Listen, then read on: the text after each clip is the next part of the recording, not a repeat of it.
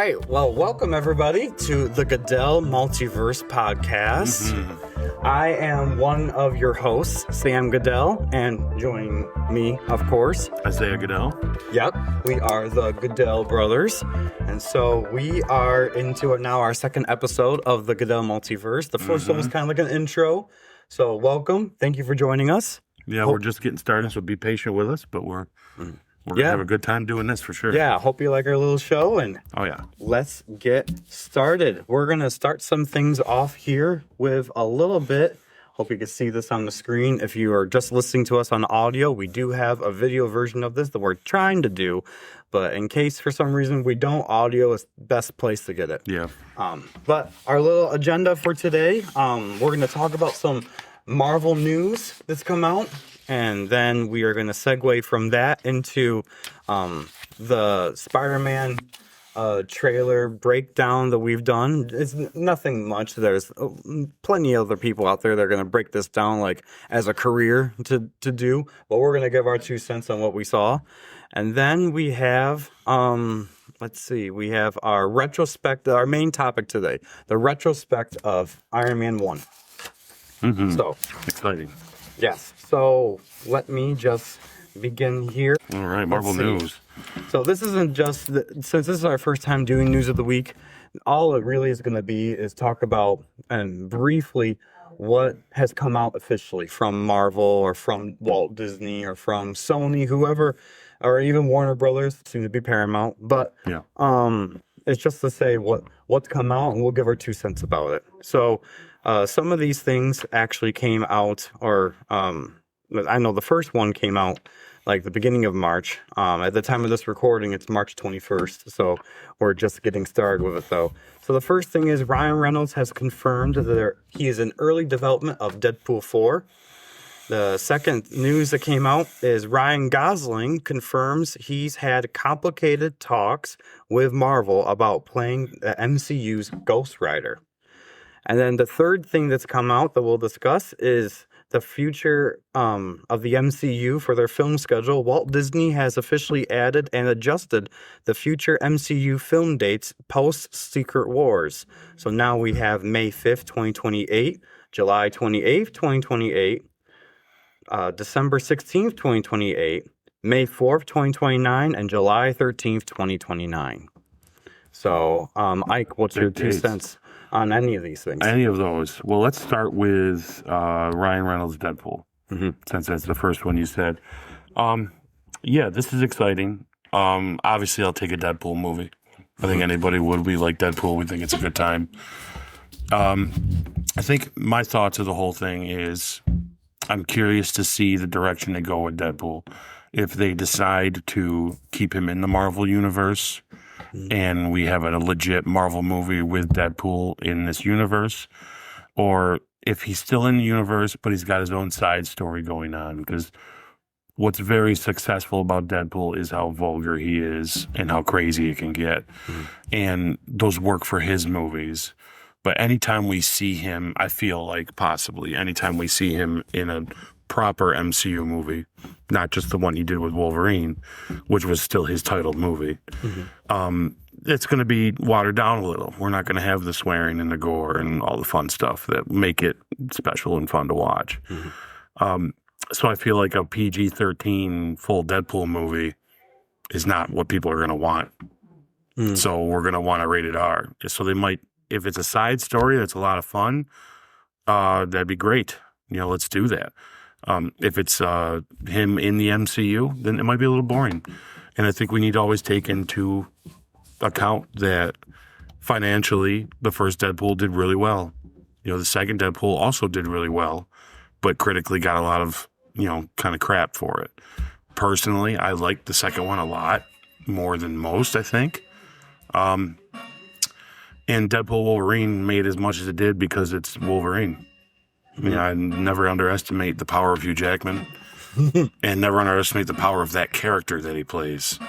How long has he been playing Wolverine? Over 20 years, right? And it's pretty amazing. And then he gets to come back and play Wolverine like he did. He plays almost every version you can think of under the sun in one movie almost. And that's why I went and watched it. I went and watched it for Deadpool as well.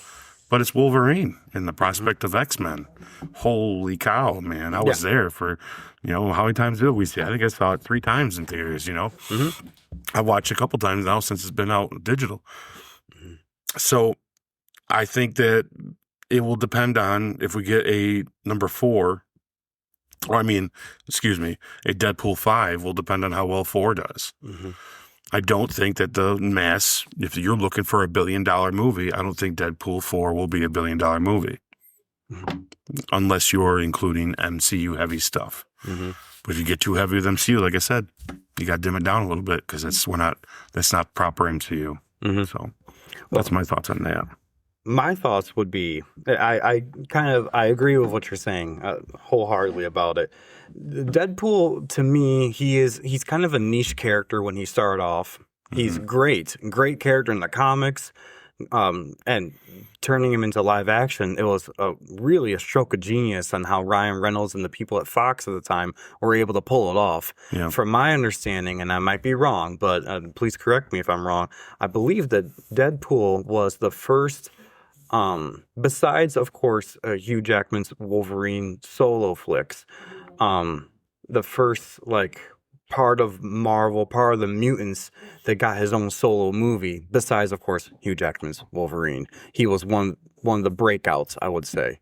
Even though Ryan Reynolds appeared as Deadpool in X-Men Origins Wolverine, and everyone kind of does not like that movie at all, but they would say that was perfect casting, and so it made sense to continue on and build upon the good stuff about it. What I'll say about the Deadpool films in particular is the first movie was very jaw-dropping.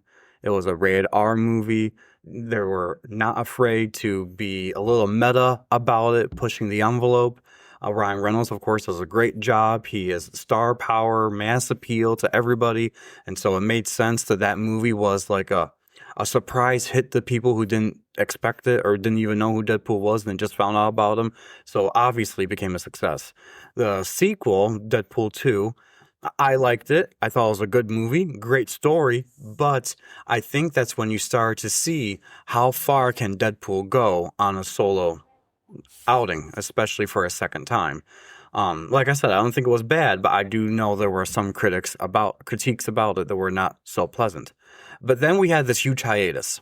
And so whatever they did plan for Deadpool 3, and we don't know, a lot of us are just speculating on what someone says in an interview, what Ryan was thinking, things like that, but it never came to fruition, so we can't say what the Fox's Deadpool 3 movie would be, although we knew they were making one. But Disney bought Fox.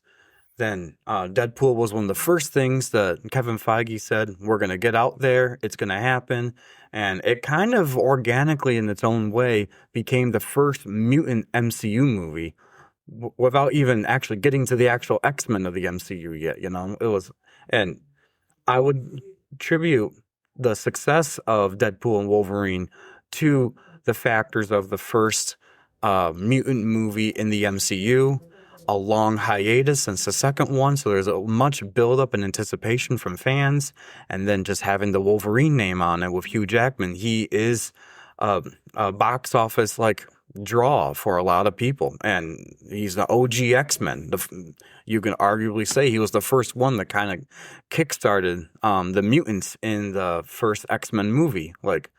He was the breakout star of that movie for a reason, and so I think all those factors added and made Deadpool and Wolverine the over $1 billion success that it became. Now, seeing a Deadpool 4, what direction are they going to go? Are they going to build off of this momentum? Or are we going to see a little bit of what happened with Deadpool 2? Maybe it's going to go down a little bit. Well, we don't know what direction that Ryan Reynolds is planning on taking this. My personal opinion is he did such a great job with Deadpool and Wolverine. I want to see a trilogy of Deadpool with another hero, because he is a great character to play off of different types of heroes like a Spider-Man or Incredible Hulk or, things like that. So I would be curious to see that, because one of my fears is the audience is not going to be as palpable to a solo Deadpool movie without something else in it. I don't know. You're trying to reach a broader audience, and for Marvel's first rated R movie, they did a great job, but I don't know how long they can maintain that. Yeah, I agree with everything you just said. I think pairing him up with other characters in the MCU and still making it hard R and fun would really make it a good time. Mm. And because then you can have that side story that could tie into the rest, but not so hardcore where, let's say, you don't want to take your young child to see the movie. They can still continue to watch the MCU and then later on might appreciate it more because they get a little more from that. I will say this, and this might be kind of a hot take about Deadpool in this. I know we don't want to stay on one topic too long, but I will say this right away, that I think this is going to show whether they really know what to do with Deadpool or not. Because the first movie was a given. Everybody wanted it. And Ryan, sorry, Ryan, but he leaked out that footage. And we all know he did. And whoever did, wink, wink, which was the most brilliant thing to do, which is great. If someone told him to do it, it was brilliant, And the footage got him into that first movie. And the first movie was great. And the second movie is good, but it did get a lot of crap. I would say the second movie is better than the first, in my opinion, only because it extends on the character, has a lot of fun, and I love Josh Brolin as Cable. I thought he was awesome. Oh, I agree. And I think the action in it was top notch. I loved the cameos. It went the distance, and it wasn't scared. But it also shown, though, it wasn't exactly what everybody wants. Now, it was safe to do Deadpool Wolverine. Safe. Yeah. Because first of all, it's Deadpool. There's butts and seats right there. And now it's X-Men stuff. It's not just X-Men stuff, but it's the return of Hugh Jackman's Wolverine and the possible promise of X-Men from before. And when you watch that movie, you realize that this was Marvel's way of being able to experiment how far they could push their multiverse stuff. Because no matter what, the movie was going to make a lot of money.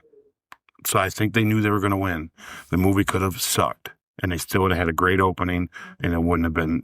I still think, even if the movie was real bad, I still think people would have went back and rewatched it. So they went crazy. They threw Elektra in there, and they threw Gambit in there, the one that we've always thought. They threw Blade in there, which ultimately really could have really stunk up the show big time. And then when you watch it, you're like, this is the best thing I've seen in a long time. And that's when I don't think we'd have Doomsday and Secret Wars coming up the way they're doing them right now if that wasn't successful or wasn't received well. Because I think financially it was going to make it. So now here we are. There's no tool anymore. There's no backdrop. There's no net.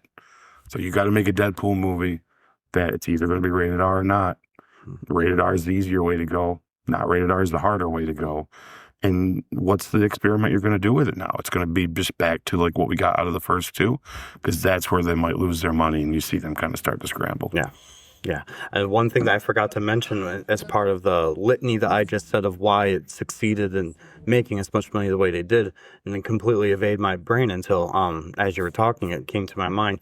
That was the only Marvel movie of that whole year. In 2024. Definitely helped it a lot. Yes. And I'm not saying that's the reason why it made so much money. Obviously, there's a whole bunch of other factors we just talked about. But it does help when the market is not saturated at that time with superhero movies and what people would call superhero fatigue. The only movie in 2024 from Marvel, it turned out to be Deadpool and Wolverine, and it was a blockbuster hit. There's no denying and can't take away that credit. But it was the only movie. Yeah. So it's there's a whole bunch of factors there, but to wrap this part up, we're gonna go see it. We're gonna be excited to see what the heck's gonna happen. So. I'll be able to watch it. Yeah, for sure. Yeah. All right. The second part, Ryan Gosling talking about Ghost Rider.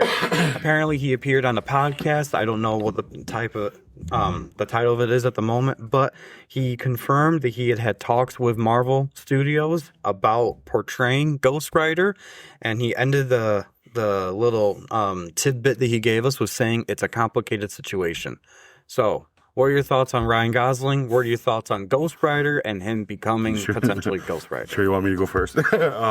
Yeah, who cares? And this is why I say this. Gosling's a great actor. He'd be fantastic to get. I don't think you're going to get him for multiple movies, though. I think he's a guy who wants an Academy Award. I think he wants, right now, he's in the middle of building his face recognition and making these really good, big friendly, pleasing movies that do kind of end up on the awards circuit. He just got done doing that Hail Mary movie. I'm personally not that interested in it. I will watch it, but I'm sure it's great, and I'm not, I'm only not interested in it because it just doesn't feel like my cup of tea. I'm sure it's a great movie. It seems great. And he looks great in it. My thing is when it comes down to Ghost Rider, is Marvel has a problem right now. And their problem is how they're handling their magic and how they're handling the supernatural. And if they can't get Blade off the ground, then how the hell are they going to get Ghost Rider off the ground? And him saying it's complicated makes me think, okay, so we're going to sign Ryan Reynolds and then 8 years later tell him he's not going to do it. Because that's pretty much what we just did with Blade. It's with Marvel, I don't believe it until I see posters and it's more of a talk. Like when okay, that's obviously happening. Because, we had Mahershala Ali come out on stage as Blade. And now here we are in a time where it's not happening. The movie's not going to happen. I don't care what rumors there are. I don't care if he still says short. It's not happening, guys. And why it's not happening is because Marvel doesn't know what to do with it. And it's a hot take that I will argue all day about, because my biggest complaint about the multiverse saga that we're in right now is, what does that mean? And every 10 minutes they're changing something around. I was excited. It got me. It's let me down too many times to where, now that means nothing. This means nothing. And this magic doesn't mean this. And this magic might mean that. And anybody can use this one, but we're not going to talk about it. And it's like, well, yeah, until they get those parameters figured out, where does Ghost Rider even fit anyways? No, I agree. I agree. And to piggyback off of what you said, I like Ryan Gosling. I think he's a great actor. And I definitely can tell in the past couple of years that his star has definitely started to shine a little bit brighter with the Barbie movie, Project Hail Mary, that's out right now. And there's a couple others that he's been in recently, I guess. I don't know on the top of my head, but he's coming back around because I think, from my understanding, wasn't he in The Notebook? Yep. And that's how he got his breakout role in the Disney Mickey Mouse Club with a whole bunch of other A-list people that we could talk. Well, not that we're going to talk about, but he was one of like Justin Timberlake, Christina Aguilera, Britney Spears. Like there was that club had some pretty big names nowadays. But anyways, he's pretty famous for the guy behind the scenes all the time and Remember the Titans. He's got a great face and he's had a good career just over the last 6 or 7 years. I can't see him locking in on one thing that dark either. He wants to be a Leo. He doesn't want to be. Robert Downey Jr. is cool with this kind of stuff. He don't mind. This is his big second chance kind of thing. We'll talk about later. Yeah, but Ryan Gosling, he wants the awards, man, and it's not going to be through Ghost Rider. Yeah. Well, what I would also say personally about the Ghost Rider situation, Nicolas Cage killed it as Ghost Rider. He was great, good casting. He's a great actor. I would love to see him again as it. The problem with Ghost Rider, though, is that his first movie was a success because his origin is really cool origin. And I don't remember too much of the first movie other than when I was younger and I watched it, I thought it was really cool. The second movie went downhill fast. And the reason why, and I'm sorry to any Ghost Rider fans that are out there, but he doesn't get that interesting after a while. No. His origin, fantastic. He does great, I feel, in more of an ensemble thing, like Midnight Suns proved very well in the comics, which had Blade, which had the Black Knight and some of these other characters. Some people, character-wise, just do great with other characters in it. I feel like Ghost Rider, if Marvel announces a Ghost Rider film, I know the first one's going to be good if they're doing his origin.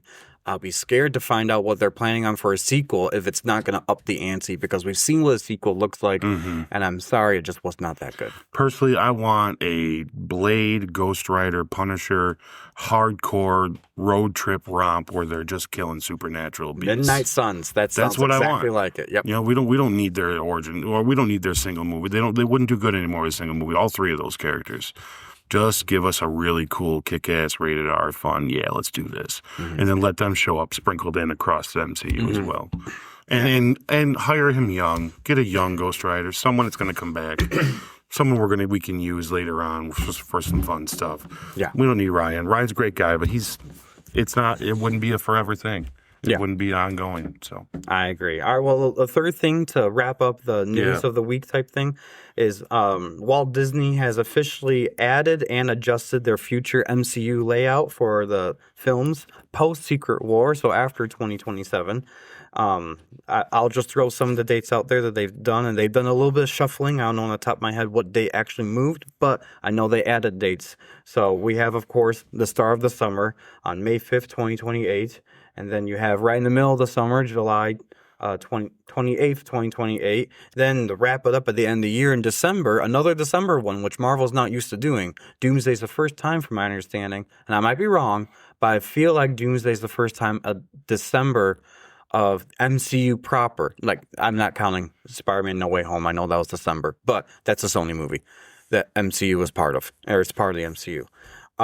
But December 16th, 2028. And then, of course, jumping back into the next year with the similar dates, the beginning of the summer, May 4th, 2029, and July 13th, 2029. So we're not going to touch too much on this because all they are is placeholder dates for right now. They're subject to change. We're going to know more things within the next year, I'm sure, as there's rumors are going to go around and official casting is being done, all that stuff. But what are the first, like, 2 or 3 movies on top of your head do you think are going to be? Yeah, right off the bat, it's common for a studio doing a big multiversal thing, or not multiverse, I'm sorry, but it's common for a studio doing a franchise, I should say, to set aside dates for future stuff. So this could mean almost nothing, you know? Yeah. But if I were to guess, I think somewhere in there is a Fantastic Four 2. I think somewhere in there is an X-Men movie, probably earlier on, because I think that's going to be their launching pad into the next phase after we get done with the multiverse, is to do their own X-Men, which I'm excited and not. I'm a 50-50. It's like we're going to go crazy about it. You'll see. Yeah. And I think I'll even throw it out there. I wouldn't be surprised if we get another Thor. If he survives through the next Avengers movies. Well, it sounds like from what Chris Hemsworth has talked about before is that Thor's story is not done. And even Kevin Feige, and I'm not sure what capacity he said this, if this was an offhanded comment or if this was officially noted down, but they're not done with Thor yet. Yeah. So that makes me optimistic that we're going to see finally a Thor 5, maybe Thor 6, and he's going to be one of those legacy characters that everyone loves no matter what, and he's just going to continue on. So. Yeah, maybe an oddball out there to throw out that would be kind of a cool thing to see, which I think everyone's already forgotten about, which I wish they didn't, is maybe another Eternals. If the MCU is even considering them to be in there anymore. Yeah. Because right now, the only thing from the Eternals that we've kept is Arishem coming out of the ocean. Other than that, they kind of want us to forget about him. That kind of sucks because I like that movie. Yeah, I mean, and I'm going to say this too, just to help wrap this up, that Eternals is probably, I would say, of the newer Marvel movies since Endgame, the most underrated movie. Yeah. It's gotten some unnecessary crap. We've rewatched it a couple of times, and let me tell you, it's a good movie. It's pretty good. It's just a good movie, and It's different, but it's good. It's different, but different in a good way. And I every time I watch it, I enjoy it more. All right, well, that's the news for right now. So Spider-Man, brand new day. We watched it a couple days ago. Yes. The trailer is really, really cool. And so my brother here wants to talk about a few scenes. The first scene is right at the very beginning of the trailer with Spider-Man. It appears he's either hanging upside down or it's the way the camera is. But I'll let you take it away and describe. From what I see, it's him sitting, like you're sitting on a beam in the city, and he's upside down because he's a spider. But he's just like sitting like normal, so it looks it's already kind of a cool thing, and it's just a great shot. And I think it was it's gonna, and there'll be another scene that we'll talk about here soon. One thing that does speak to the trailer is right off the bat, I'm like, oh wow, cinematography is awesome, and his suit is that bright blue and bright red to that gray kind of city in the background. And so right off the bat, I'm like, this looks better already. This looks new. Yeah. Looks like I haven't seen this before. Yeah. So I'm digging it. I love the shot. I love how it pans over above him, and it's great. It's I love it when he's upside down. Anyways, anytime where you see him doing something that a normal person does, but because he's a spider, he can do it in different ways. I've always had a good time with, especially this Spider-Man for sure. Yeah. So that's really all I wanted to point out with that one, because it's going to speak to the cinematography of it, which another one later will be. It's brief because it's for that reason. Yeah, I mean, I'll say for my personal view is, what I love about the scene is how muted everything looks, except it's clear that the focus is on him. Yeah. It's not too bright, not too flashy, all the stuff behind him, so it distracts you.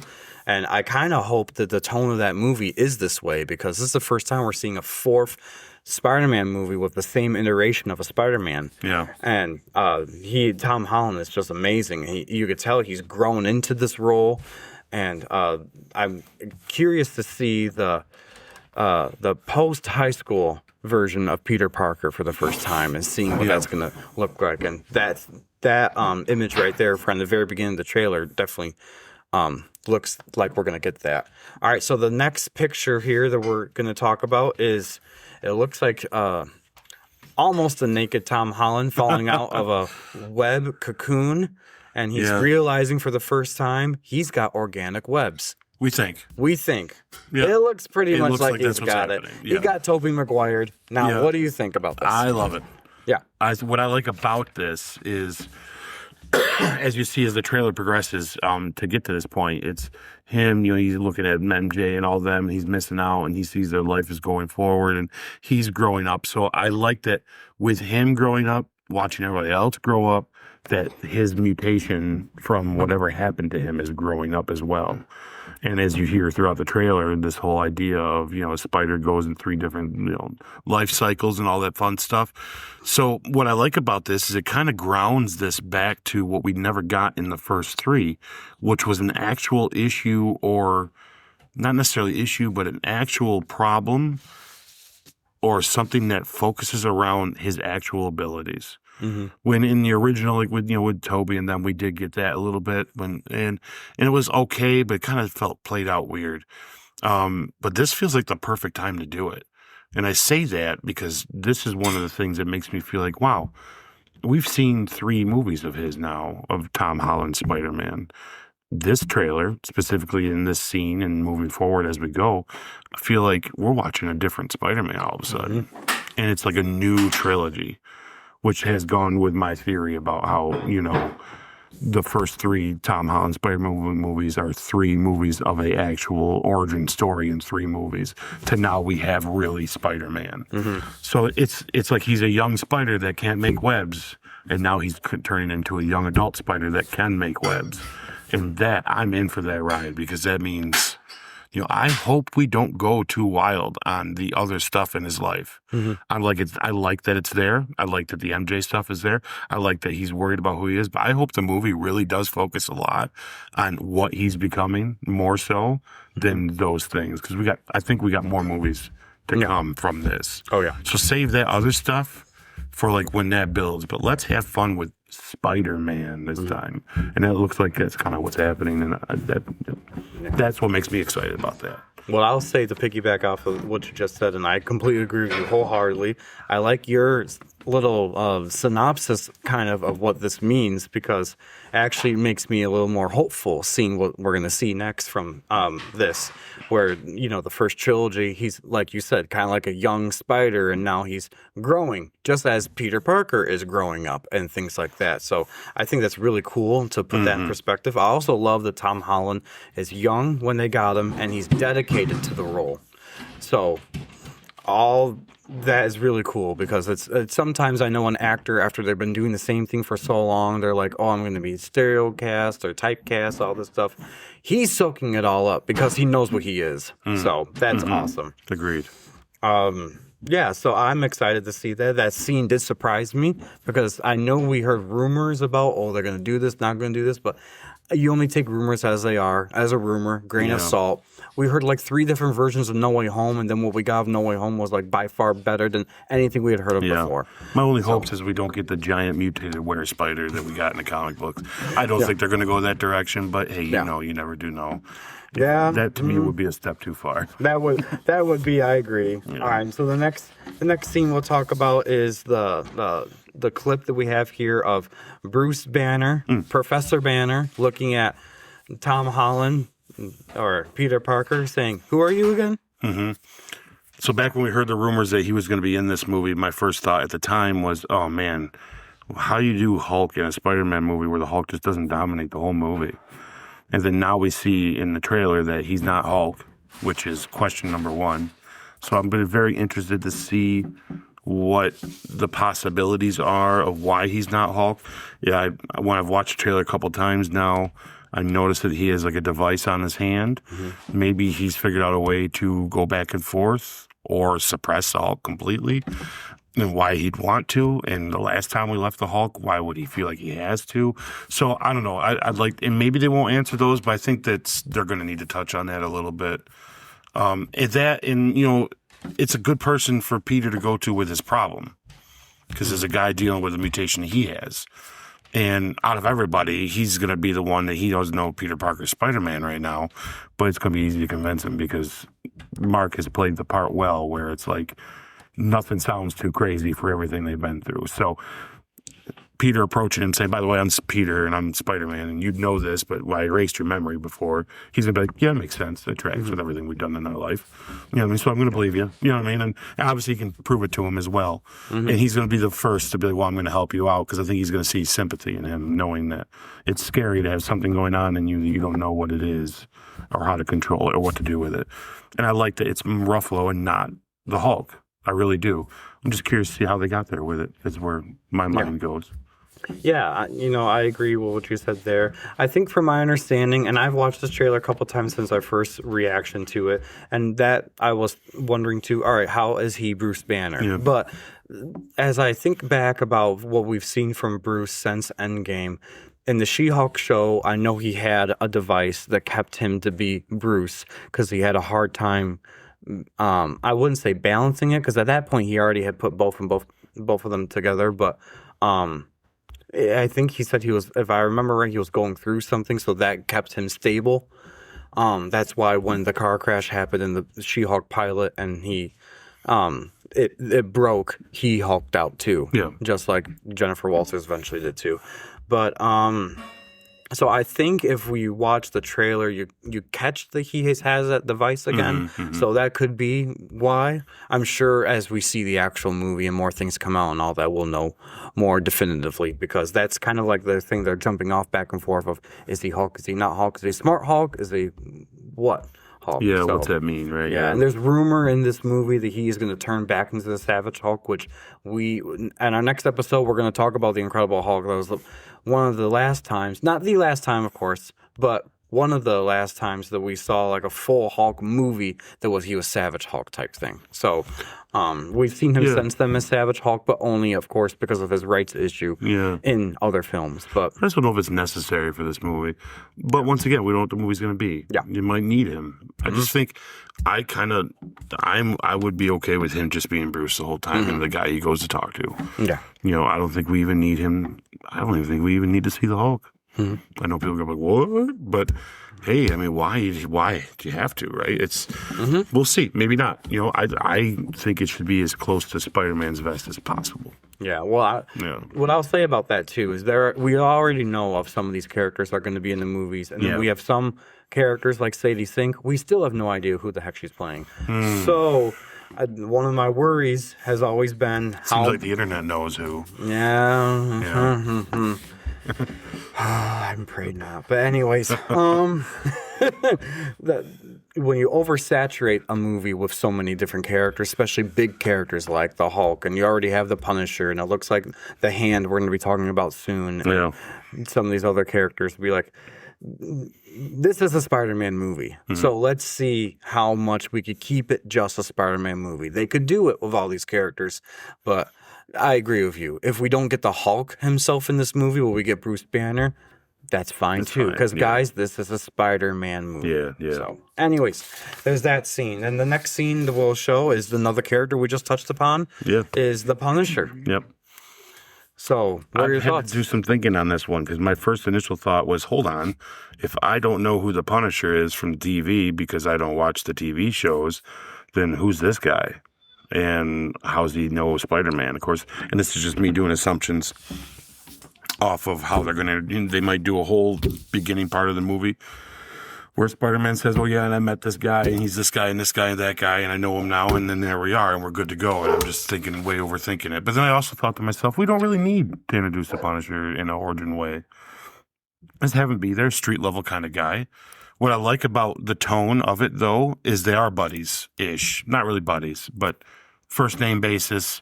Clearly not the first time they've run into each other, which I like, which makes me feel like Spider-Man has tapped into the street level of Marvel, of the street level people, which also makes me think the theory is, I really think if you're going to throw Daredevil in this movie, if you're going to put him in any of them for the fun of it, I think that the last quarter of this movie should be the three of them kicking the crap out of whoever they have to kick the crap out of. Yeah. I would love to see Spider-Man kind of help those lower level fighters. They all kind of come together and just see this really cool. I'd rather see that than the Hulk show up, truthfully. And I think that there's an argument to say that might be what we're seeing at the end, but we'll get to that picture when we get there. No, I like it. I think it's perfect. He's going to get the edgy stuff. He'll get the swear words of the movie.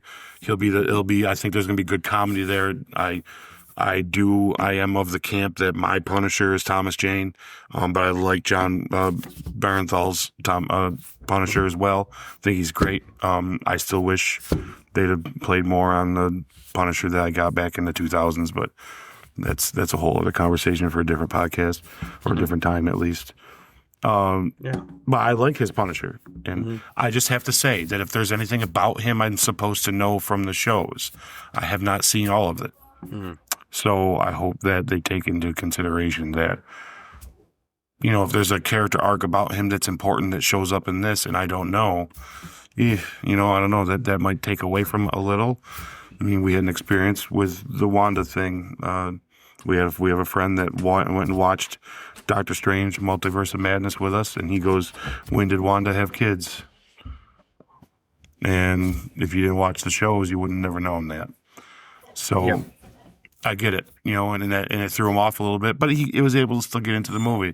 They still made it work. So I think this is great. I love him in it. It looks good. It's going to be the funny scenes for sure. Yeah. And I hope he's in it. I hope he has a bigger part than a couple cameos. Yeah. I hope there is an ending where he's part of the end, where it's things go down and he's part of the solution. Yeah. I'll say for myself, when it comes to the Punisher, I have not, because you're familiar with the Punisher way before I was and things like that, but Punisher never was my cup of tea type thing. I never thought about a character like that. Violent revenge story. So and he definitely is that. But when I was growing up, I was the superhero stuff. Oh, cool. So I never gravitated too much of the darker edge of comics type thing. But I will say, as someone who has watched the Daredevil show from the Netflix time, when they introduced him in season 2 of Daredevil, I was glued to the TV. Yeah. He was so good of a character, so rich of a story to tell. And I haven't even finished his spin-off show that was on Netflix. I did start it, but I do need to finish it. I was more enamored at that time of, Jessica Jones. There's a whole bunch they released of the one on Netflix. And now they're transitioning those over to the Disney Plus with Daredevil Born Again and things like that. Yeah. And he appeared in season 1 of Daredevil Born Again and a couple times in season 1. Well, and you got a world-class actor, too. He's a great actor. He's so good. Yeah, I've watched him in so many other movies. Every time, actually, when I hear of a movie he's in, it goes on my radar as well. That's something to at least pay attention to. And sometimes he's not in a good movie, but it's never his fault. And he plays this character very well. I might love Thomas Jane as Punisher, but I like his as well. Yeah, well, I just really love Thomas Jane. I know that John Bernthal's version here of Punisher, we're going to see him for the first time in the films on Spider-Man Brand New Day, but also on Disney Plus they're doing another Marvel Spotlight that's supposedly an hour long of just the Punisher. So very cool. Again, I know it comes back to something we've talked about that's kind of hard for your average moviegoer to keep up with. What do we have to know from the Disney Plus stuff that we have to know in the movies, vice versa? I feel like they've learned their lesson a little bit. Maybe that's just me being optimistic. Yep. But I wonder if we're going to get a solid intro to the Punisher in this movie. Sort of how we got an intro of Matt Murdock in No Way Home. Perfect way to segue him into it. And now I feel like just a natural follow-up, like you mentioned earlier, is to see Matt Murdock again in the follow-up movie, but as his alter ego Daredevil. That'd be great. Be awesome. Yeah. Yeah. So move on from that scene. There was another scene that you wanted to mention, and that was a a shot of Peter Parker's eye as he's falling. Yeah, this is just a quick little, nothing real crazy about this. This just speaks to the cinematography that I can't wait to see what this movie does. I have a feeling that they're not just going to do these couple shots like this for the trailer and have a good time. I have a feeling we're going to get a lot of angles like this in this movie. And we've never seen his face inside the mask before. Not only that, but what a great way to show his, like, he's jumping off of this thing, flying towards the earth.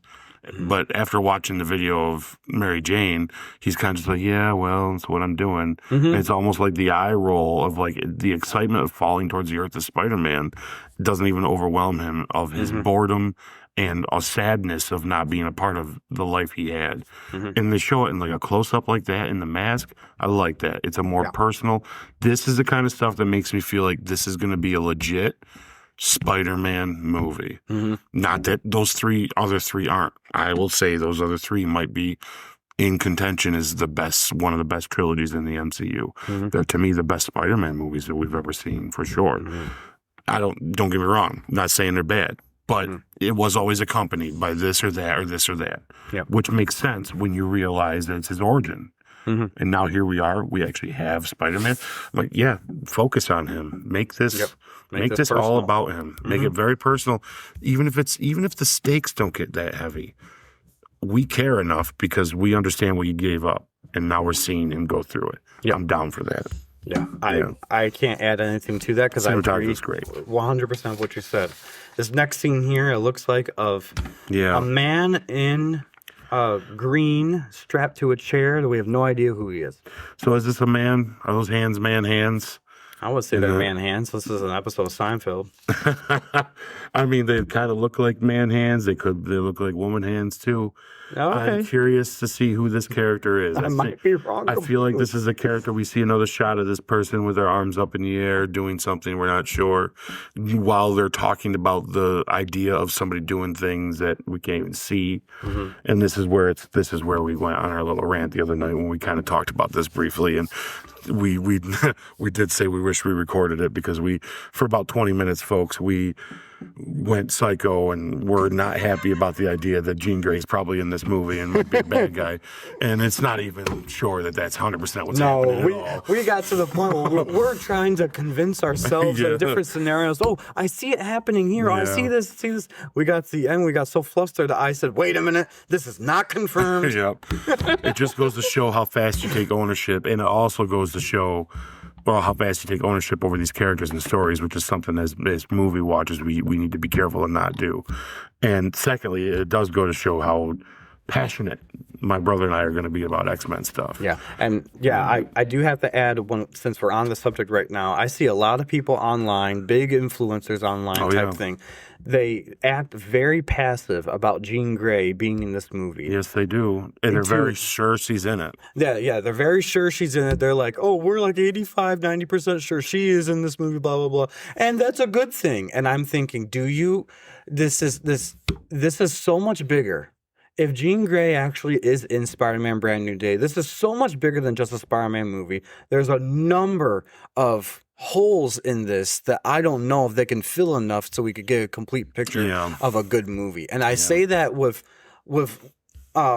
admiration to Spider-Man and admiration to Jean Grey and the X-Men and mutants at large, because Jean Grey is one of those characters that we haven't even gotten introduced to the MCU's X-Men, and this is their way of doing it.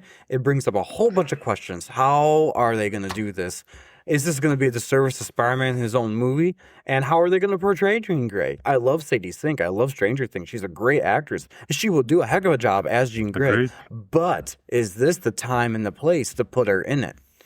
And how are we going to get her? Are we going to get her as this multiversal runaway?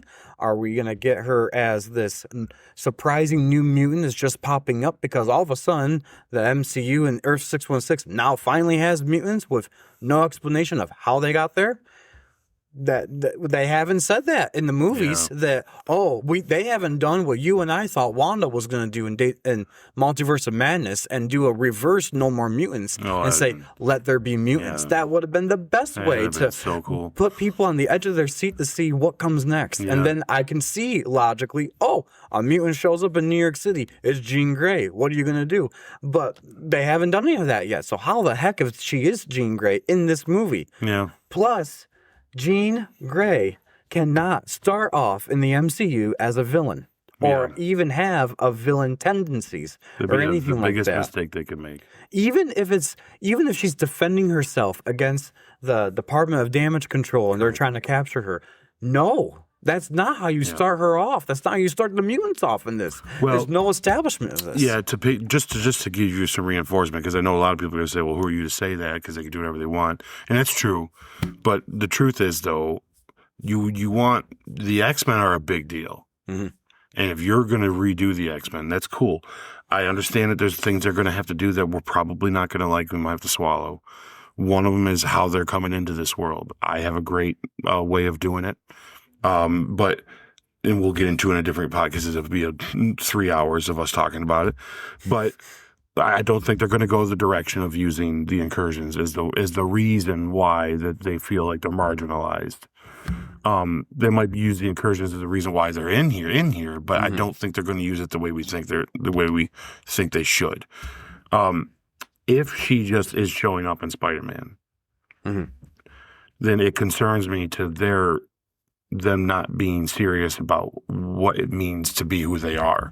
And that's the important thing about the X-Men. Making her a bad guy, even if it's the misunderstood bad guy because she's running away from people, it's like jumping the gun, because what's great about Jean and to the core of the character is that she's so innocent and so scared of who she is that you feel nothing but kindness and compassion for this character, because then later on when she turns into the most powerful evil thing in the world, you need to feel that hurt. You need to feel that that's happening. And it's the last person you want it to be, Yes. So to start her out, we got this already with Wanda. Wanda came in, manipulated into being the bad guy, got talked into being a good guy for a while, comes back to being a real bad guy. Okay, cool. And that worked. Let's not do it again. Let's not do it again. Not with an X-Men character as important as Jean will be in the future if they are really taking X-Men seriously. Yeah, well, that's one thing I want to say, too, about that. And I know that when a director or a producer is taking these characters inspired and created in the comics and they put them to live adaptation, I know there's some creative liberty on how they could portray them and how they could do them. But one thing that always annoys me to a degree is these characters are... Not only are they already well written to a degree, but they're well written because of their popularity. Jean Grey is arguably one of the most popular characters of the X-Men franchise, regardless if you personally like her or not. There's no denying when you think of the X-Men, she was one of the original X-Men, the OG X-Men, the first female X-Men member. There's a whole bunch of lore about her, and she survived for so long being the nice one, and I don't mean that in a sarcastic way or in a bad way. She is that picture perfect, you want to take her home to meet your parents type of girl. And so... Well, she's an extension of Charles, really. And he sees her that way as well, often. She's his finest student because he knows how powerful her mind is. And she takes right after him. And he's, to her, the mentor she's never had. So we can't start it off where she's in a bad spot. You can't. That's what I was getting at, is for these characters, when you're adapting them into a movie, you have to keep the essence of why the fans loved her to begin with, why they love all these characters. No matter what their backstory is, they're there because they're popular enough to be in the movie. So remember their origins and where they came from. You could tell any different kind of story you want of them, but if you change their origins in a way that conflicts with how the character actually is, especially that we grew up and that we loved in the comics and even the shows and all that stuff. If you change it so dramatically, you're going to get a visceral negative reaction because that's not what the characters are. I agree. And to even count on that or to put even more ammo behind what you just said is that's why I fear them bringing them from the multiverse is happening, because you're going to have a bunch of different characters from the X-Men from different times and different universes. When one of the really unique things about the X-Men is they kind of grow up together, and you got that sense of these people are a team from teenagers to young adults to adults. And it's just, if we lose that, I just feel like, I mean, maybe it's just the old school guys in us that love those old movies, I guess, that love the old X-Men. But if you're looking for your 90s or your 97 X-Men in like a movie form and they go about it this way, it's just not going to be there. There's going to be an amalgamation of a bunch of characters put together that look like and act like our X-Men that we know. But we're going to have to pretend that they're just, somebody else. Exactly. All right, so move away from Jean Grey before it gets crazy. Yeah, let's go nuts. We have, I think, 2 more scenes to touch on before we get to the main topic at hand. So, this scene, still shot of Spider-Man swinging away from Boomerang. Yeah, excellent. I love it because it's the cover of a comic book. And it's I didn't read a lot of comic books when I was growing up, but the ones I did read were Punisher, Spider-Man, and some X-Men ones. And I specifically remember that, and it's almost an identical shot of a comic book. Then it's another villain that, I kind of think that we're going to get a little bit of maybe in the beginning of this movie, we're going to get kind of like they did with the Fantastic Four, where it's like, since I've been Spider-Man for the last 4 years, I've met this guy and fought this guy and fought that guy. And we're only going to get a little piece of what that was and what's going on there. And to me, that's perfect, because we don't need a movie of him fighting Boomerang. It's just cool that he exists in this world, and we see a segment where he kicks his butt real quick, and I'm down for that. Yeah.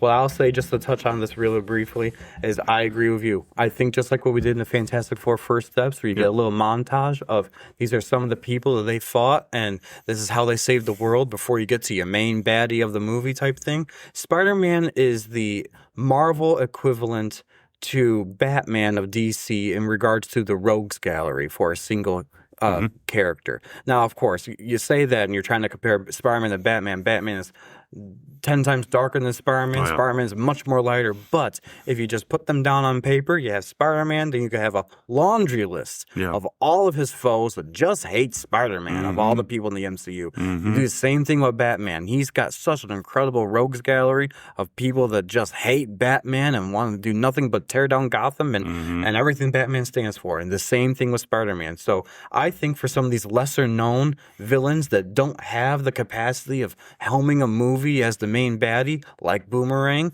I think that's why you got so many of them that they were rumored to be, we're going to see this guy, we're going to see that guy, we're going to see Tombstone, we're going to see Scorpion, you're going to see all these characters.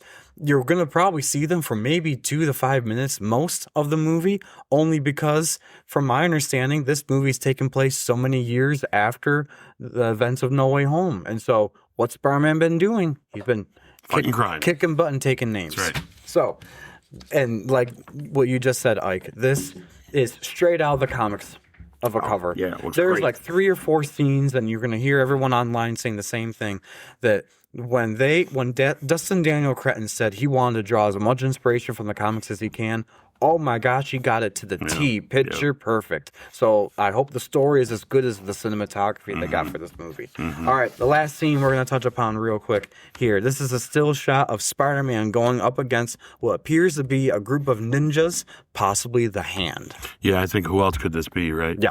And I think that's why we're going to see Daredevil. And we're going to have Punisher involved. I think there's another person flying there with him, and I think that's Daredevil. I think maybe Punisher jumping too. I doubt it because he's a guy. But I think that this is going to be your climactic. He's going to turn into the ultimate Spider-Man.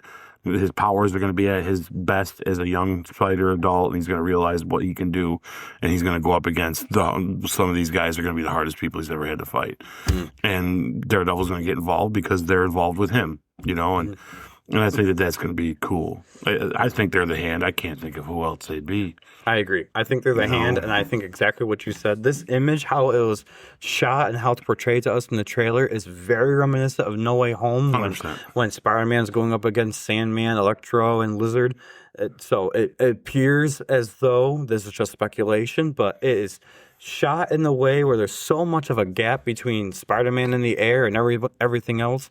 I won't be surprised to see a Daredevil jumping in there. And I agree with you. Punisher, he's not agile like Daredevil and Spider-Man are. So he's probably standing on the ground, or he's just jumping and shooting, something like that. Yeah. But I feel like if this really is the Hand, which it appears it is the Hand, then it's a nice way of bringing in the Daredevil-esque, the Daredevil part of stuff that we've started to see with Punisher, with Daredevil himself, Matt Murdock in No Way Home, that I think is a nice blend of bringing that into the MCU and seeing what they could do with those characters and all that and some of these other people. And I will also point out, because a long time ago when Falcon and Winter Soldier came out, a lot of people were saying, oh, why, if this all happened in New York City, why didn't Spider-Man swing by to help Falcon, a.k.a. the brand new Captain America, blah, blah, blah, and all this stuff and Takedown? Well, one, there's a lot of rights issues when it comes to how to portray Spider-Man, how to use Spider-Man, and I'm sorry, guys, but it seems like for a Disney Plus show, he can't be in them. That's one thing.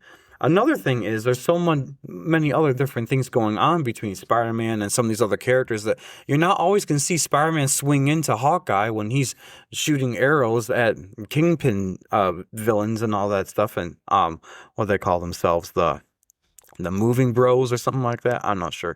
Something funny like that. But anyways, you're actually getting that now in the Spider-Man movie. You're getting where some of these other villains and characters that aren't really related to Spider-Man so much, like Punisher, like the Hand and things like that, they're starting to merge together, and they're doing it in the best way in the Spider-Man movie, or in a movie we know they have liberty that they could put them in.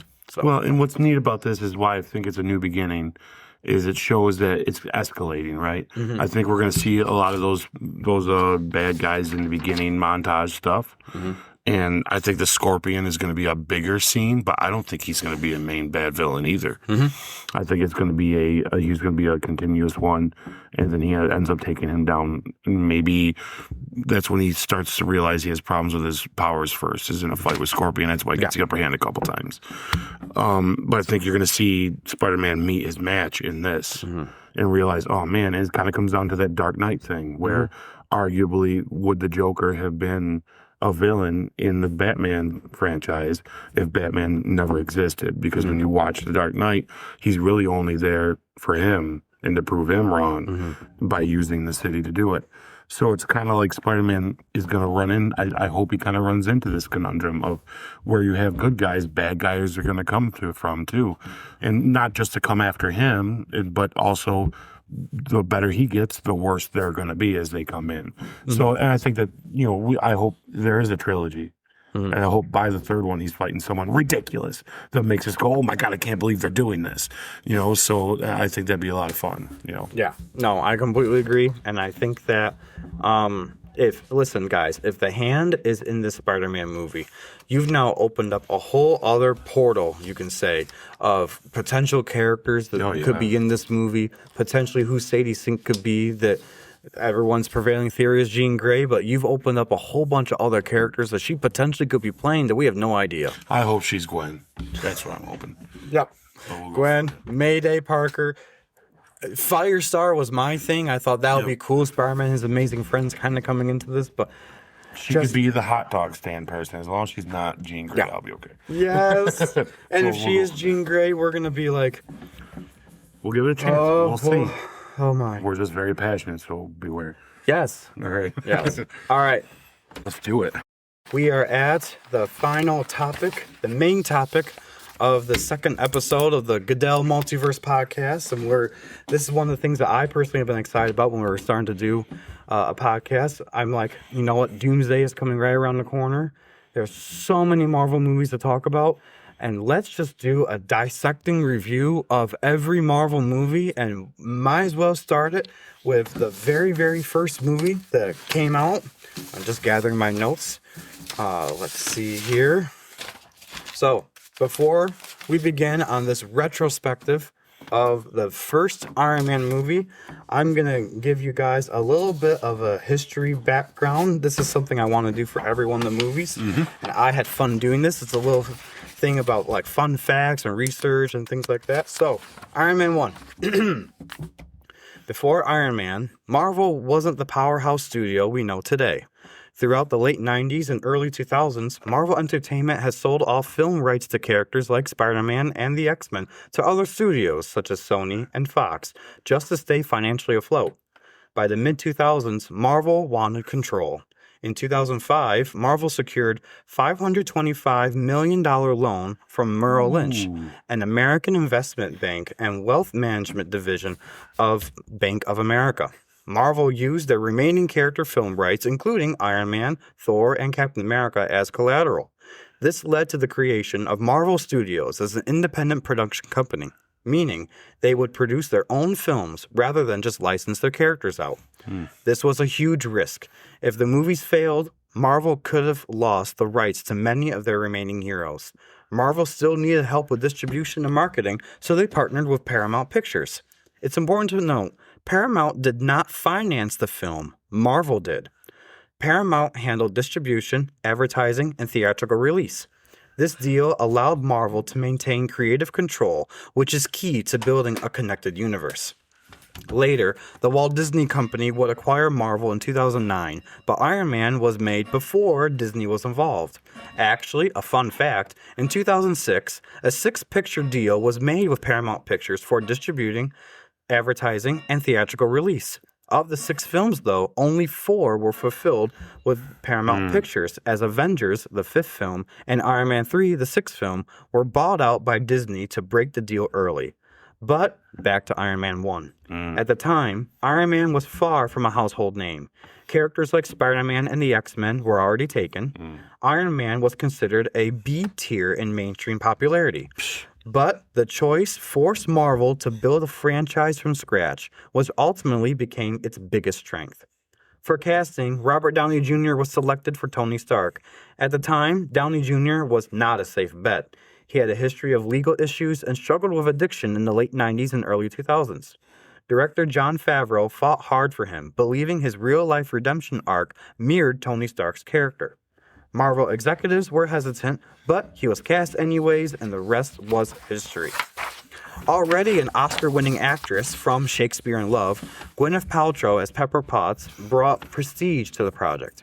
Jeff Bridges as Obadiah Stane, a respected veteran actor who gave the film credibility, and famously said that production felt like a student film with a big budget because of how loose and improvising it was. Terrence Howard as Colonel James Rose, a.k.a. Rhodey. At the time, Howard was actually the highest paid actor on the film, fresh off an Oscar nomination for Hustle and Flow. Filming was nothing short of, quote, controlled chaos. Director Jon Favreau took a unique approach. The script was unfinished during filming. Many scenes were heavily improvised, especially by RDJ. Actors were often given outlines instead of full dialogue. Favreau wanted the film to feel grounded, more like a tech-based realism story than a typical superhero movie. The military sequences were filmed with cooperation of the U.S. Armed Air Forces. Unlike today, where CGI and blue screens seem to dominate filming, practical effects and real locations were used whenever possible. Tony Stark's tech was inspired by real-world engineering and futurism, rather than just pure comic book fantasy. What's also astonishing to realize is that the MCU almost didn't exist. That famous post-credit scene featuring Nick Fury, played by the incredible Samuel L. Jackson, was added very late in production. The idea of a shared universe was still very experimental. Many audiences in 2008 didn't even know to stay after the credits to watch it. When Iron Man released on May 2nd, 2008, it was a critical and commercial success.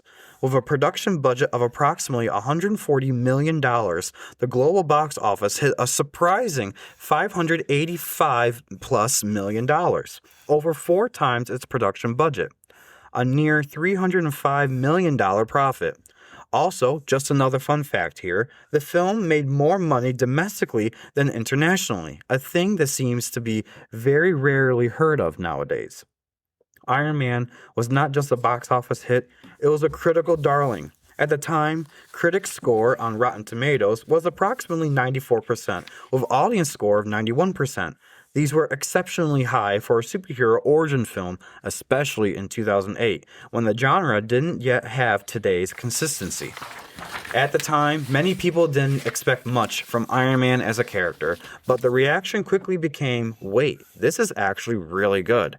Critics praised it as a smart, funny, and grounded movie, a contrast more stylized comic film. Robert Downey Jr. stole the show, widely called a perfect casting choice, even more so than Tom Cruise, the man originally intended to bring Tony Stark to the big screen. RDJ was praised for his charismatic, witty, and human acting abilities. This film is arguably a career comeback story for RDJ. This film proved Marvel's gamble worked. For Marvel Studios, this wasn't just profitable.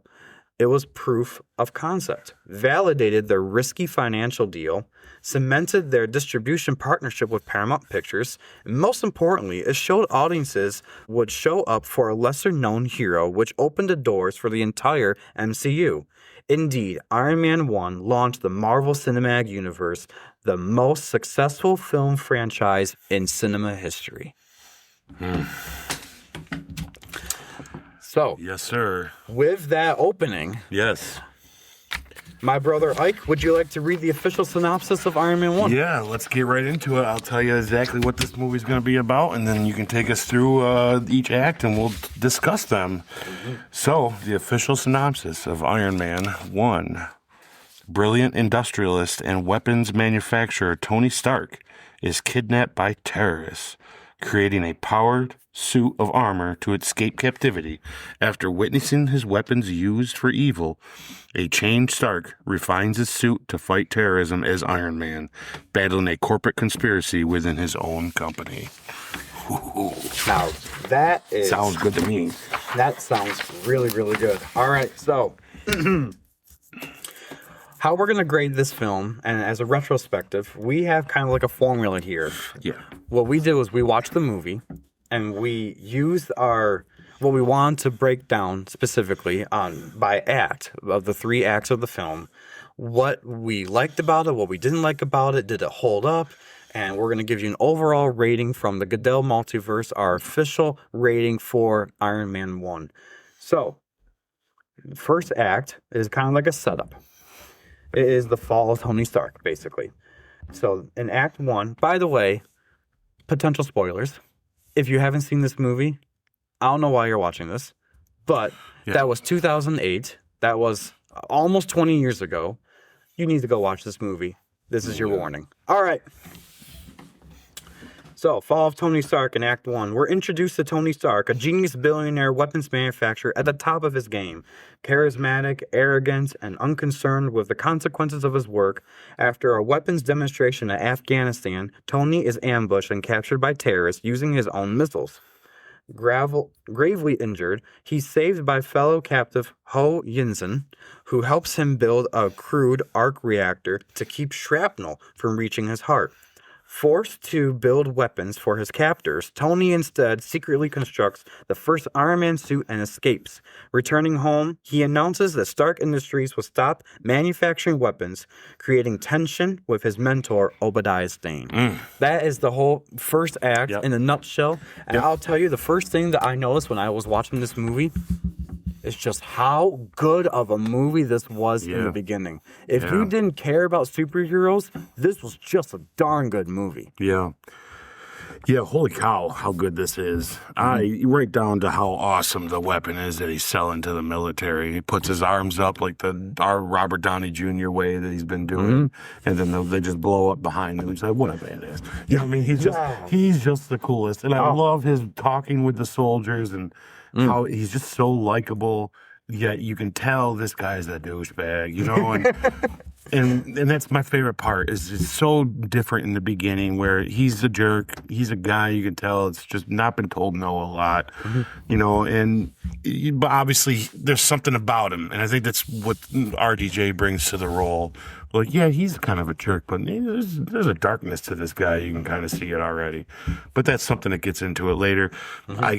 This whole beginning is, the idea of introducing him a Tad to get that idea of who he is. Then he goes over and gets kidnapped, and then we never leave there. We don't go back to the people and they're trying to find him, and we don't see any of that. We stay right with him in that cave. I think was the smartest move that they made because it made us kind of forget that he's a douchebag. So when he comes back, we get to see them looking at him like, what happened to that douchebag? And we see him being not that guy. So we get to kind of understand how bad he really was without really having to see him be that bad. Yeah. And it's genius because you love him from the start. You don't matter what kind of a jerk he is, what he goes through is insane. It's some of the darkest stuff the MCU's ever done. And that, him building the suit, come on. No, I agree. I agree wholeheartedly. I was thinking about, I don't know exactly what characters Marvel had at that time for what they could do as Marvel Studios. Because obviously, because of the financial crisis they had in the 90s, they sold off the biggest names that they can do. That's why Iron Man is considered a B tier. All they really had were the Avengers left over. So, of course, they have to use the toys that they have in their sandbox to start making it. And they could have easily picked Thor as their first one. They could have picked Captain America. Look at all the characters that they did have. And then, of course, throughout the years, they eventually acquired more characters here. Deals fell through here. Studios got absorbed here. Things like that. But picking Iron Man to be the first one is a stroke of genius because what I loved most about it, the biggest impression I got from this, and it was very evident in the very first scene, was how you could bring a comic book character into the real world where we could believe this actually could happen. And I think that when you do that, you make a connection with the audience that's different than just, I'm here to watch some guy in a suit kick butt. It's much more than that. I would argue that, yes, those are the action scenes that you saw in the trailers that you, as a kid, when I was a kid watching these movies and all that stuff, I was like, of course you want to see that because fighting's cool, all that stuff. But from a story perspective, you can even go this whole movie without Iron Man to the very end when he fights the big bad guy. And it's just such a good, rich story that actually could happen to a very rich philanthropist type guy like him. What I wrote down on here, what worked for me, what worked for this movie was the whole thing. Not for this movie. Yeah, for the movie, but for the whole, for the beginning, the act, the first one. It's amazing setup that left me authentically wondering what was going to happen.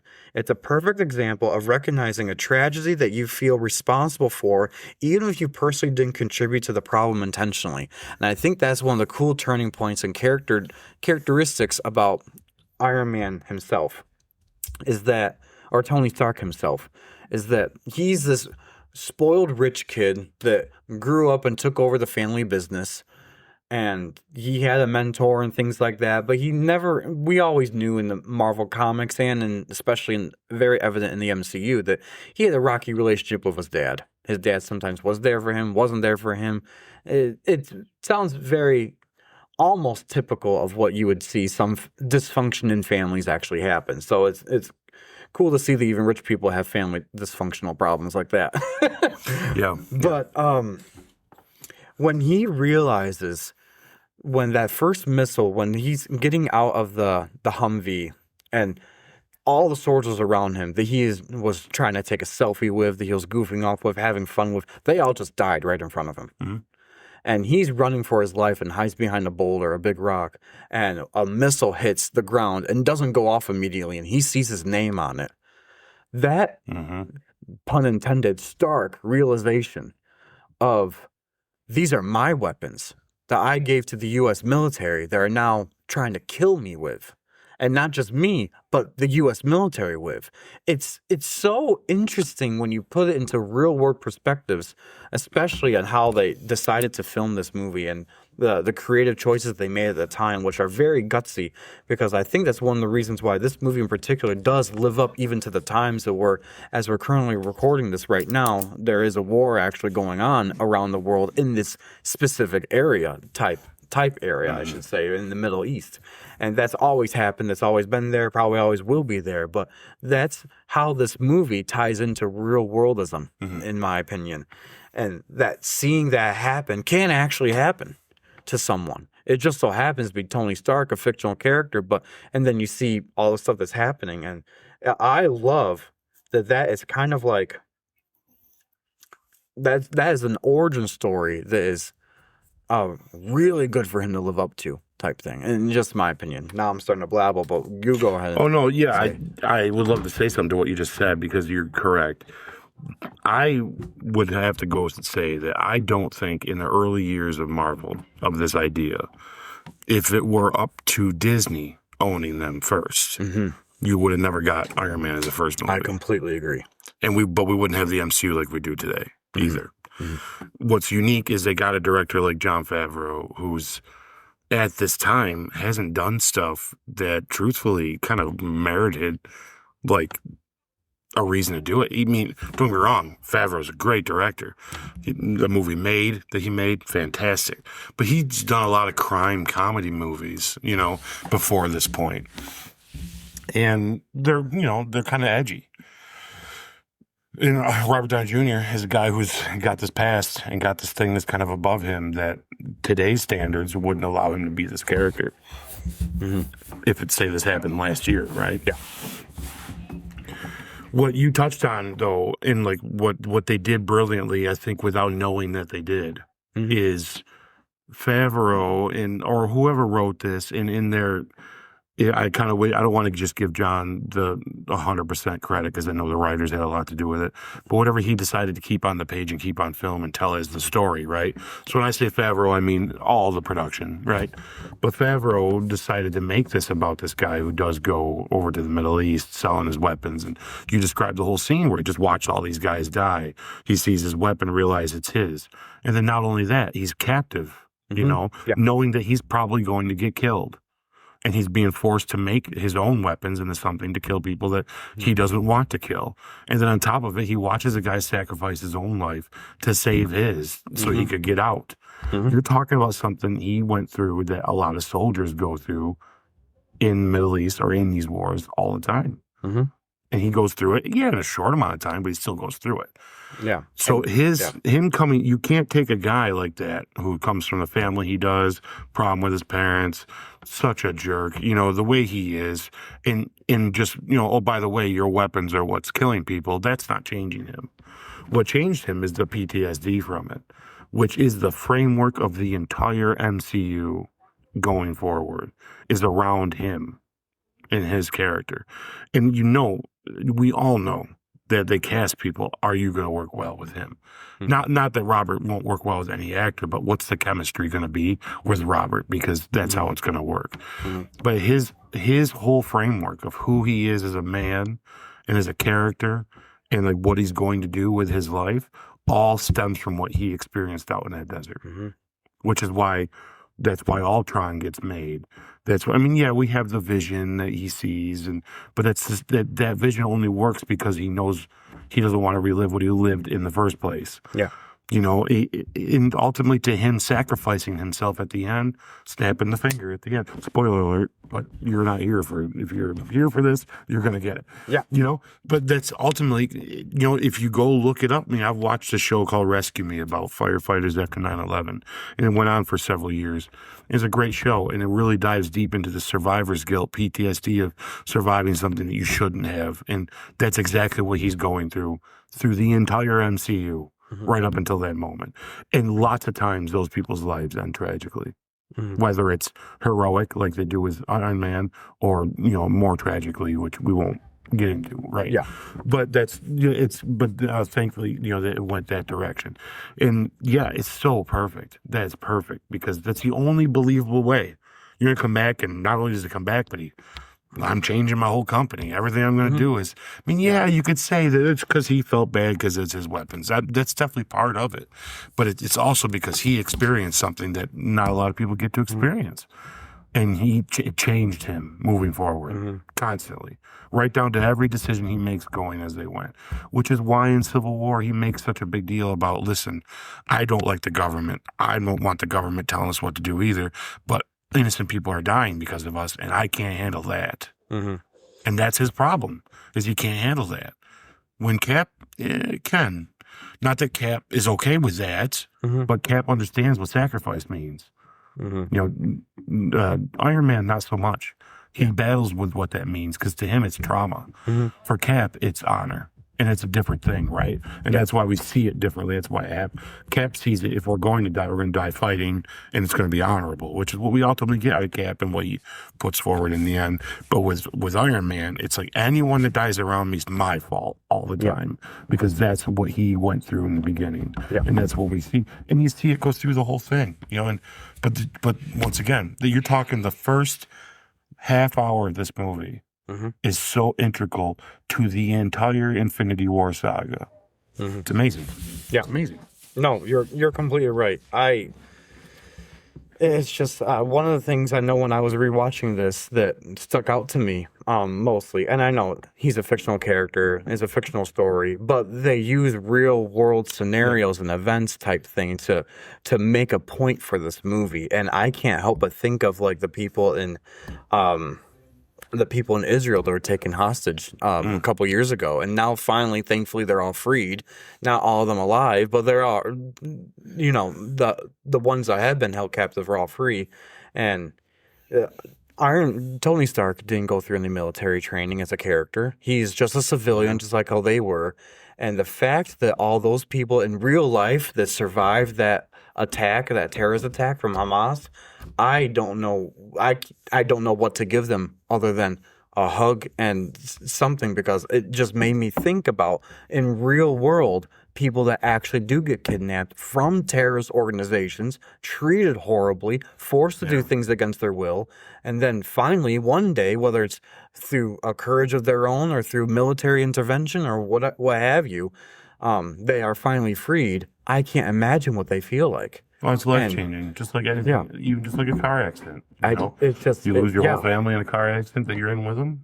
You'll change your life completely. Yeah, and I think that's what I like about this movie is it's thought provoking in that aspect of Tony Stark did it, survived it, became Iron Man from it, stuff like that. But as you alluded to earlier, is that not everyone is the same after that. And just like how he wasn't the same, that's what defined his character for the whole Infinity Saga and what he's been striving to do every time we see him in the movies. Every role he played in the MCU was, how do I fix this? Because I feel like the PTSD, like this is my fault. Yes. Yeah. So anyways, for me, on our sheet here, we have a standout moment from Act 1. Why don't you share yours first? If you have So a standout moment from Act 1. Any moment that jumped out to you, you're like, wow. Yeah. I would like to say probably when he escapes, it really made that whole, that's just it. My standout kind of comes in with a cool question we have later too, which is fine because we'll repeat it when we get there. Yeah. But yeah, that standout moment when he turns on that freaking Iron Man suit and the thing busts through and you just see those two white eyes in the dark. I'll never get over how he's scary, and then to them bad guys, they're like, what is that? And he just comes out mad. It's like, I love it. Like I'll never get over how badass he is coming out in that suit and just giving it all he had. And I think that's what I like about that scene, which we kind of discuss later when we do our questionnaire. But it's amazing because he's just angry, and because this might not work. He might find that the thing breaks down and he dies right there in his suit. But it's a now or never, especially after seeing his buddy run out there with a gun shooting. You know, it's like, it's time to get this done. You know, and it's like, so this is how I'm getting out or I'm going to die. And he takes that on, and it's just awesome. Yeah. I just love that whole moment of him just coming through there. Then he smacks the guy right into the wall, and then his arm gets stuck in the wall. I mean, it's just like, yeah, this is cool.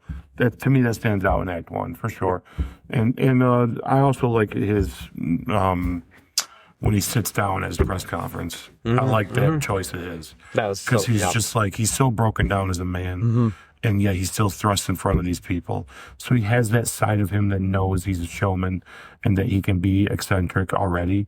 But now it's a side that he doesn't know how to express this, which is why he seems real weird from anything we know of him moving forward in the rest of the movies too. Everyone kind of looks at him weird, like, oh, I can't believe you're doing this, which goes to show you how different he is from this thing. And, you know, even in the positive, funny moments, you know, it's like this PTSD makes him be reckless and do crazy things, like in Iron Man 2 when he drives a race car. Like, you're going to, what are you doing? It's so dumb, but in his eyes, I've already died once. Yeah. You know, it's like I was supposed to be dead. Yep. I literally have something in my chest to keep me alive. Yeah. It's like at this point, it's like I'm gonna do what I want to do, even if sometimes it looks reckless. But like, and that's kind of like that attitude started when he turned his suit on. Yeah. And he's like, boo, and he just cut. It's like that. It's just the coolest thing. Yeah. Yeah. I agree with everything you said. What I wrote down here for my standout moment, it basically is that in a nutshell, but even it's just before he gets the suit on, that terrorist aspect of Tony's resilience in the face of a horror that he chooses himself instead of just making weapons for these guys like they think he's doing. He's deciding, screw that, I'm going to be a superhero. In the sense that I'm going to get out of here. I'm going to take my friend here that I just made, I'm going to take him with me. That's his intention. And it was his real origin of a superhero moment. And he wasn't even Iron Man yet. Right. And I think that is when you're looking at these characters and you're like, oh, it's easy to be a superhero if you're a rich guy with a suit. Look at how he started. Yeah. He built that out of, to quote Obadiah Stane, he built that out of scraps in a cave in the Middle East. There's no technology, Harvard, MIT stuff around him. It just shows the brilliance too. Also, when you're literally face up against a wall.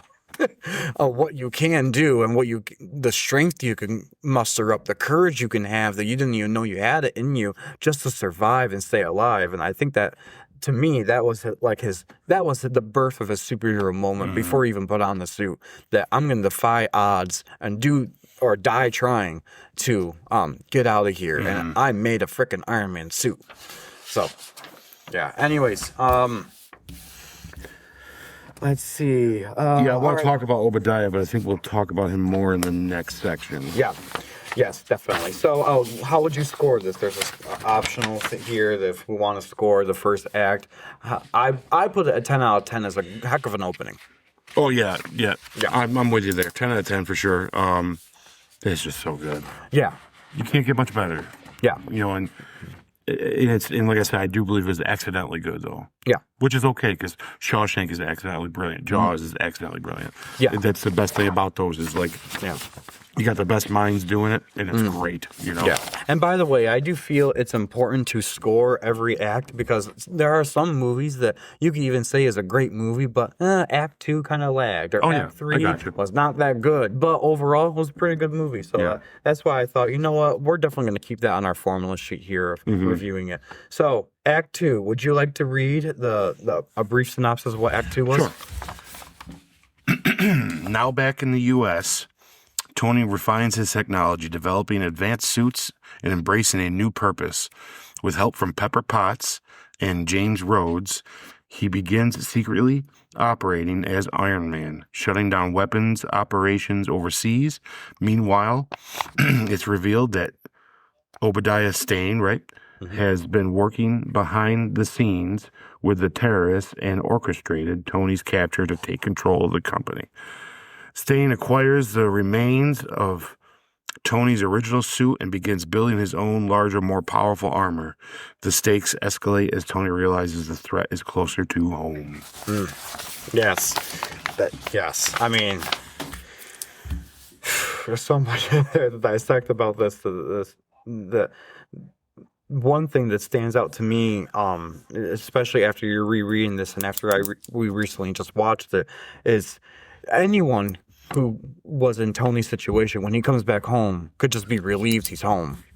But he has this drive to kind of finish what I wouldn't even finish what he started, but to start retribution, to start the revenge process. And not just revenge on a personal note, but just revenge in general of all the stuff that he thought he knew he didn't know. And so taking matters into his own hands by building his own suit and testing it out and getting help from Pepper and from Rhodey, and then of course a typical villain thing that is kind of cliche, but it works as it's supposed to for this movie. His mentor turns out to be the bad guy behind it all. Yeah. Yes. This is where it is cookie cutter ish. But what's good about it is you keeping it simple. The thing is, I'll just give you my little take on Obadiah right now. Jeff Bridges is one of the best actors that we've had ever. Funny. I mean, The Big Lebowski. You know, the stuff he's done is fantastic. And the best thing about him is he's a very lovable guy, you know, but he also knows how to turn the heat up. So, you know, not to skip too far ahead, but one thing that didn't work in this, just to throw it out there, the scene that really sucks is that when he meets with the terrorists, that makes the terrorists kind of seem like they're real dumb.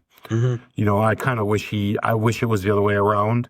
I kind of wish it felt like they were twisting his arm more than he was twisting theirs. But what I will say about him, though, as a villain in this is out of all the human villains that we'll go through, which we're going to make a secret list on the side of this for when we're all done with this whole thing to talk about. Because I think there's a difference between superpowered villains and human villains, and we're going to have to make a different list for them. And I consider him a human villain. He is one of the villains that, in this rewatching it, the first time I felt this way, that you actually don't want him to be the bad guy. You like him. Like, I like this guy. Like, the chemistry between him and RDJ is great. I love the scene when he comes to his house and he's arguing with him, and he opens up the pizza box, and he just, like, takes the pizza, and just, like, there's just the way they talk, and, like, the way they act together, and he puts his hands on just how he talks to him. It's like, you can tell that there was a mentorship there, that there was a loving relationship between those two. So what lacks for me is where he went so bad, because he makes a drastic bad turn, which is fine, and I like it. But it's almost like, man, you guys seem like you were like father son. Yeah. And it's like, you went real bad, dude, like real quick. You know? And like, I don't want to think it's just money, you know, and it is, though.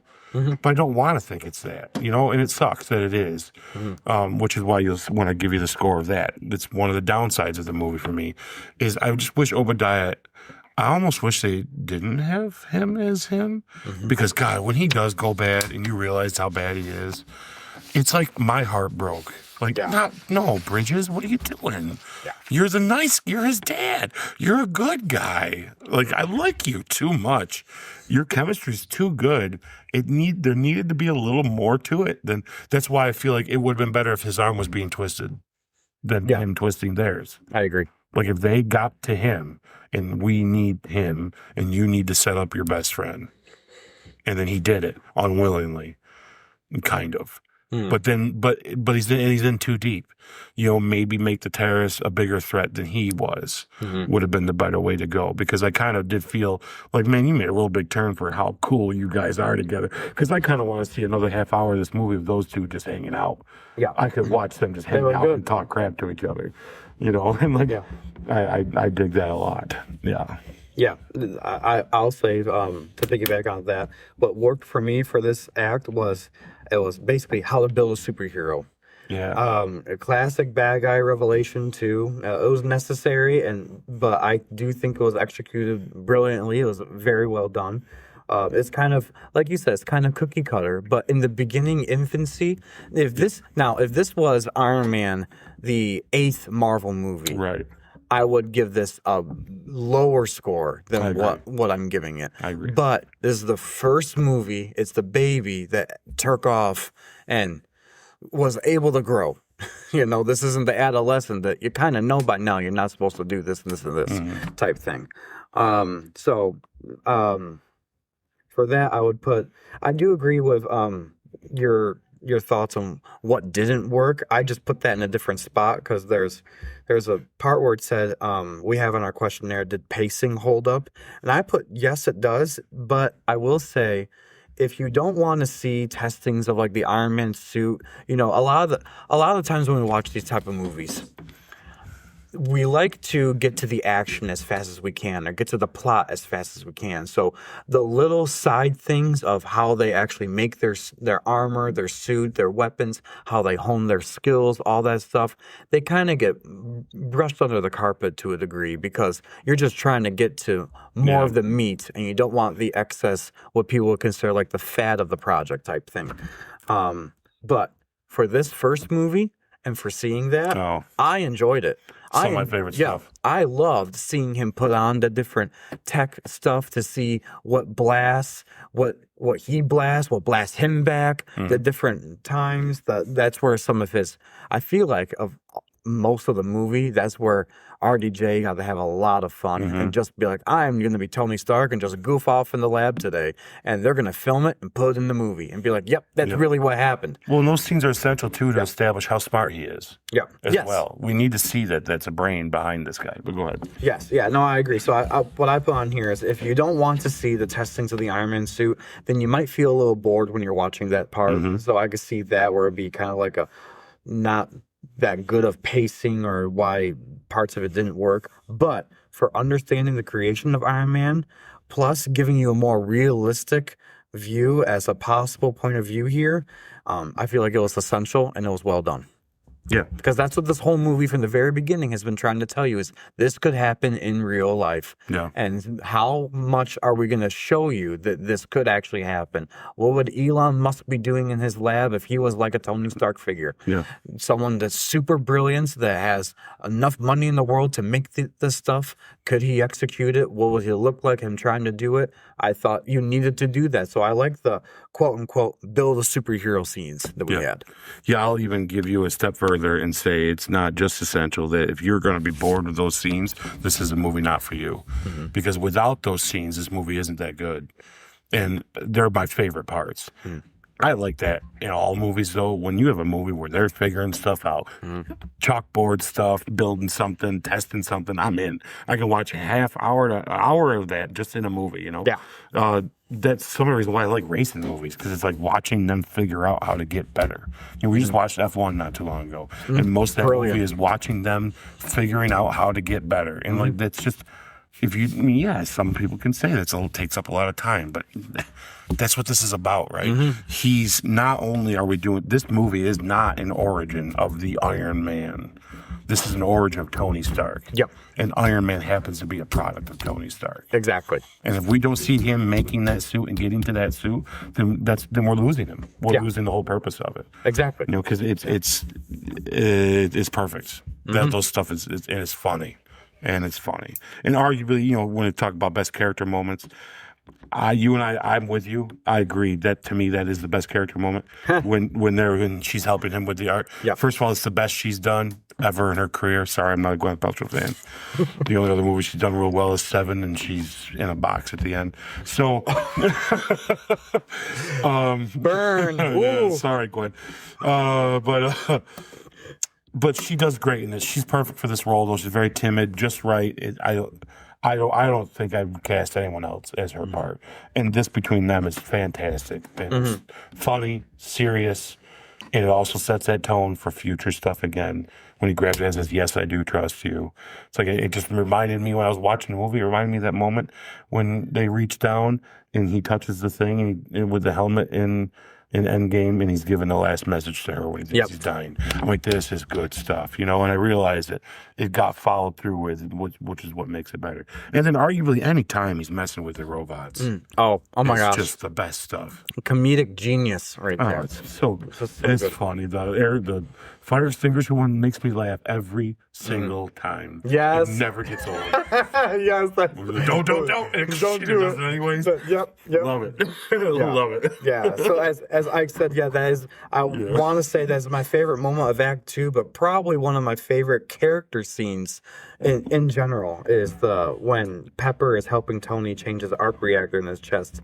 It's just well done, good showcase of their chemistry together, and why I think it was very important how when they picked RDJ, who at the time needed a career comeback, and they picked Gwyneth Paltrow and things like that. I could only imagine the test screenings they did for getting the right actor with the right actress type thing to mesh them together. Because if their test screenings were anything like this whole scene was, oh my gosh, the whole room lit up. Like it's amazing. I agree. It was from her being squeamish on doing it and him joking in the midst of doing this and even be like, oh, just cardiac arrest, whatever. And she's like, what do you mean? It's like, and you know what's I love so it. good. Yeah. And you know what's even interesting about this? I noticed this time watching it too, is we never really get a backstory on Pepper Potts. No. Even in the rest of the movies. Mm-hmm. There's no, like, where did you come from? Who were you before? And she ends up being an anchor of him with his PTSD and all that. Mm-hmm. And it makes you wonder if she had been through something, and which is what makes her stick it around. Because there's a few times in the future movies where you're kind of like, yeah, you need to leave. You're in danger half the time, or this or that, or whatever's going on, or his womanizing on top of it. Well, but she's seen something in him that she has in her, I think. And I think that there's a mystery to her there that makes that worth the imagination of maybe she understands what he just went through, which is why she's acting the way she is with him. So then later when he's just like, just go or whatever, she can't because she wouldn't want someone to walk out on her. Yep. Because she's like him. So I wonder what her life was before him. Yeah, I agree. No, I completely agree. I'm glad you brought up that point. And you know, as you're saying it, part of me, just for the mystery of it, I don't want that answer. Yeah, I don't want to know. Yeah, I mean, I like they easily can, and then in the future movie, her introduced that she had a traumatic childhood, whatever. Yeah, but in my life, she lost everything she's ever had, and that's why she's with him. Yep, and she sees that in him now, and that's why they stayed together. That might not be true, but for me, it is. It's just and I don't know in the comics, because to be honest, from my understanding of the comics, Pepper was a little bit different than what she's in the movies. Okay. But that's okay. Jarvis was very different than what it was in the comics. Yeah, I knew that. So I mean, I don't know to a degree, but it's a little different. But the Pepper that we know in here, I kind of like that she has that mystery. And it does make sense because, like you said, as we dive into more of Iron Man and his future films and his arcs and things like that, Pepper has been she had every chance to run away and every excuse to run away. He's a womanizer too much. He's too greedy. He's too selfish. Maybe his PTSD is too much and it overcomes him. And not all people, unfortunately, would stay with their spouse or with their significant other if they're going through something that traumatic, because not everyone can handle that too. She seems to have some sort of understanding of it. an understanding or I'm trying to think of the right words, but that type of character that is like, if you can't pick up the pieces, I'm going to pick them up for you and carry you through it no matter what. And that's very noble, and that's very cool to have a character like that. It kind of takes away that typical old view of a character trope of the female person of the movie type thing, just the secretary, just the love interest type thing, because everyone would water them down to just that. But Pepper shows in this, so she's a lot more of a strong woman than you give her credit for. Yeah, and if she is like him and has had something happen to her and he recognizes that in her, much in real life with people that go through this stuff and have this, often find peace in people that understand what they're going through. Yeah. So like she sees what others see as you're crazy acting. She sees as that's what you do when you're this. Yeah. And that's why she's able to stick it out, because it's like, yeah, he's wild and crazy, but it's because he thinks he should be dead. Yeah, and even in the moment in the film where he asks her to go and spy and get some files about Obadiah and stuff like that, what he's doing, and she says, well, then I quit if you're going to keep doing this. And then ultimately, I forgot his exact wording, but he says, I have to finish this. I have to do this. This is something that's part of me. And it's almost like you can see it in her face without her saying anything, where she's like, okay, then. Well, I guess you still have me then. So she walks back over and picks up that hard drive and just starts walking away and be like, you were just about to leave. But at the same time, I think you're right. I get it. She gets it. Yep. And she needs to see that in him, that he has this drive. And if she really loves him and wants to protect him, even at that time when they're just boss and secretary, she's going to do it. And I think that's really cool. That's a great start of a foundation for their relationship. Yeah. Anyways, so only because of the cheesy bad guy type thing, the twists and turns about that, I scored this a 9 out of 10 for a second arc, only because of that. Yeah, I went as far as to give it a 7 out of 10.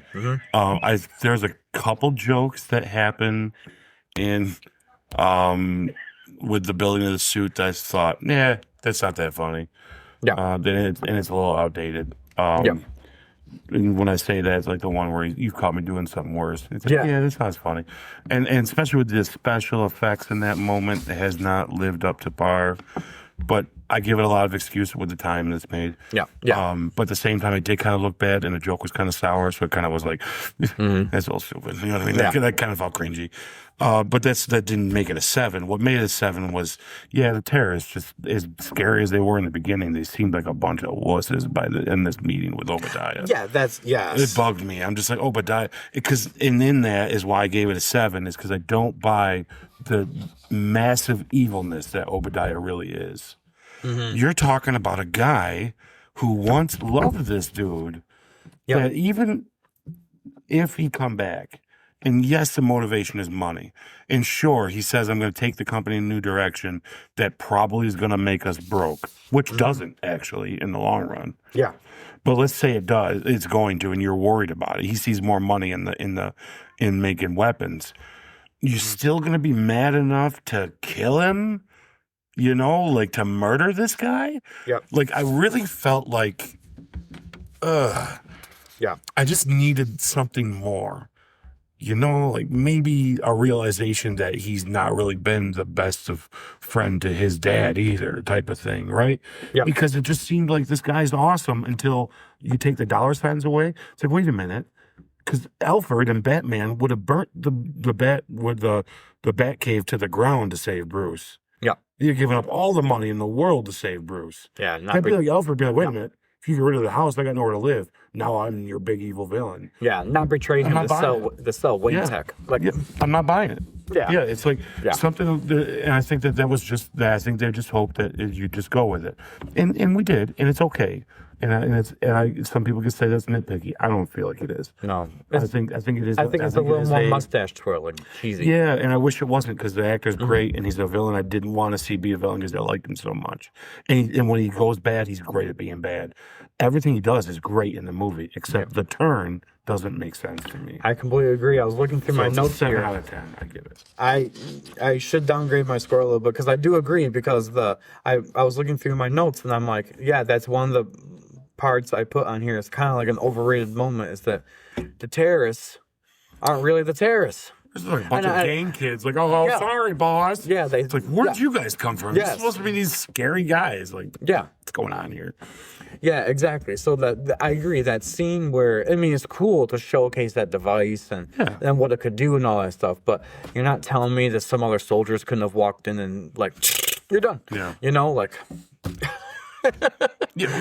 just something along the lines where they got him in a bind and they do something to him where he takes it out on Tony would make sense. You know, and I wonder if that's due to like their running gun and shooting of this.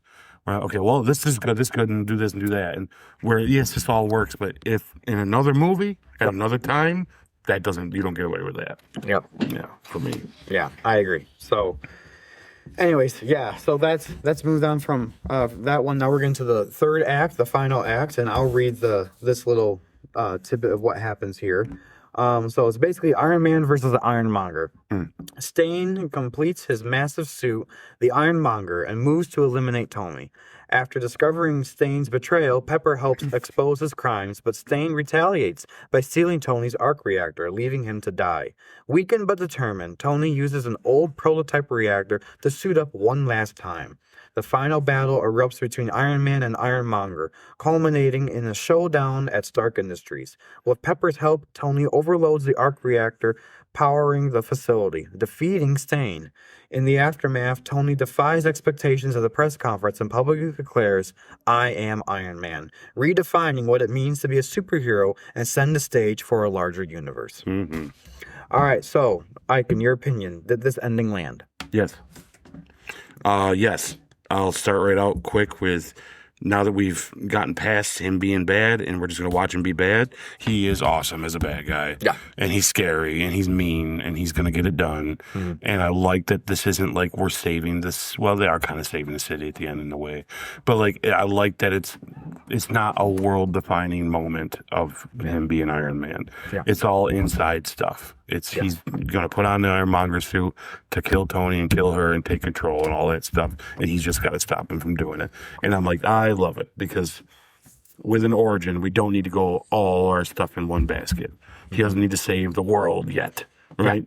Yeah. Let's let him just save his own little spot, where he is.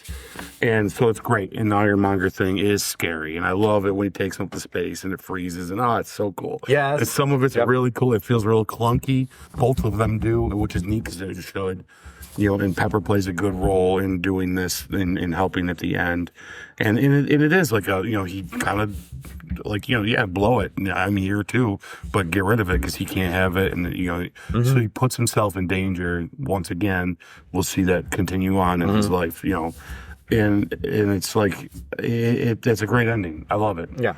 And by the way, just not to interject here real quick, but I just wanted to say, when you mentioned the going up into space and the freezing thing, it's important then in that Act 2 that you saw him testing out the suit and what its limitations are, what to do, because that was an integral role in the third final act when Tony purposely takes him up to space and he says to Obadiah, "How'd you figure out the freezing thing?" Yeah. And he's like, "Huh?" And all of a sudden, everything powers down. And it also goes to show you, Obadiah, he made this bigger suit, but he didn't make this bigger suit. He got all the best minds in Stark Industries to mimic the suits and make it more big and scary and powerful looking and all that stuff. But it really was Joni. Good old Joni. Tony's genius. Yeah. That thought of all those other things, tested all those things out to see, all right, what can I fix and not fix, and what needs to be improved. 100%, which ultimately kind of showcases the idea that if he does have a superpower, it's about being smart. Yeah. Because you're not fighting Iron Man's suit when you're fighting him. You're fighting him that's created this thing to do these things. Yeah. Yeah, and we see that further, like in Civil War, when it's like, hey, you know what? Figure out his fight patterns to help me out. Mm-hmm. That's he knows to do that stuff. Tony kicked Cap's butt because he's smarter than Cap, right? Yeah. And it's not because he's stronger or not because he can outlast him. It's because he's smarter. And just like in this, he outsmarts him most of the time. Yeah. Obviously, get towards the end, it's like you're still talking about an early version of the suits and all that, where and he learns all through the movies through his mistakes of, well, now I'm going to make it like this, now I'm going to make it like that, now I'm going to make it like this, and it's like now he's probably going to have like extra nanobots if he ever comes back again because he ran out of them when he fought Thanos. So he would win, he would lose. I always looked at Iron Man as the Batman of, he's smart and he's rich and he can make stuff to fight everybody. Yeah. It's like Batman versus anybody wins, right? Mm-hmm. Batman versus anybody, he's undefeated because if you give him a couple days, he'll figure out how to kill you. The cool thing about Batman is he knows how to take everybody out in the Justice League, right? Yep. And quickly. And most of those are gods. Like, and he still can take them out. And I give Iron Man the same kind of feel. Yep. Like he's got a Hulkbuster. He's ready for the big stuff, right? As long as sometimes he needs the introduction of it first, right? Yeah.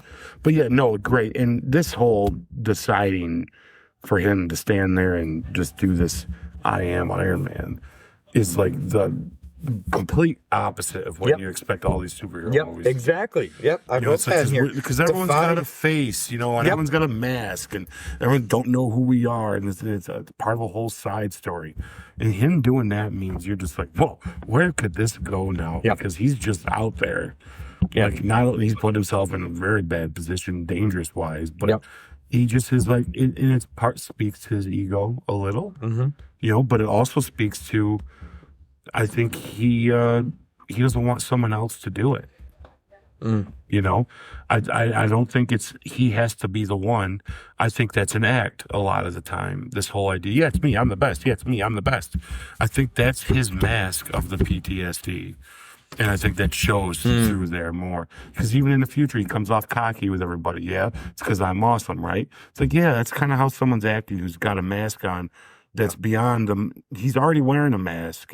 So the Iron Man mask is another mask. He's not going to do that. It's going to be, this is who I am, because you're not going to really know who I am. Yep. You know what I mean? Because who he really is who we see doing all these things that we get to see as an audience behind the scene. Yeah. But not, the only other person that gets close to him in real life is Pepper and Cap. Yep. To see the raw Tony. Yeah. No, I completely Really agree. those two. I completely agree. It's one of the things that kind of struck me when I was thinking about the movies that came out at that time of superhero movies, 2008 and everything. You think about all the movies of superheroes in this genre that came out before. Every one of them, they have a mask, or they're one of the things about them. Spider-Man, never reveal he's Peter Parker. X-Men, stay in hiding at the X-Mansion. Don't show if you show your mutant powers to the world, make sure they don't see who you are, type thing. Yeah. Because they wanna stay hidden. Yeah. Daredevil that came out from Fox, Matt Murdock, he had to put on the mask, all these different things. This is definitely one of those things where it was an unexpected character trope of what a superhero is. And yeah, fans of comics would know, oh yeah, he does that. That's cool.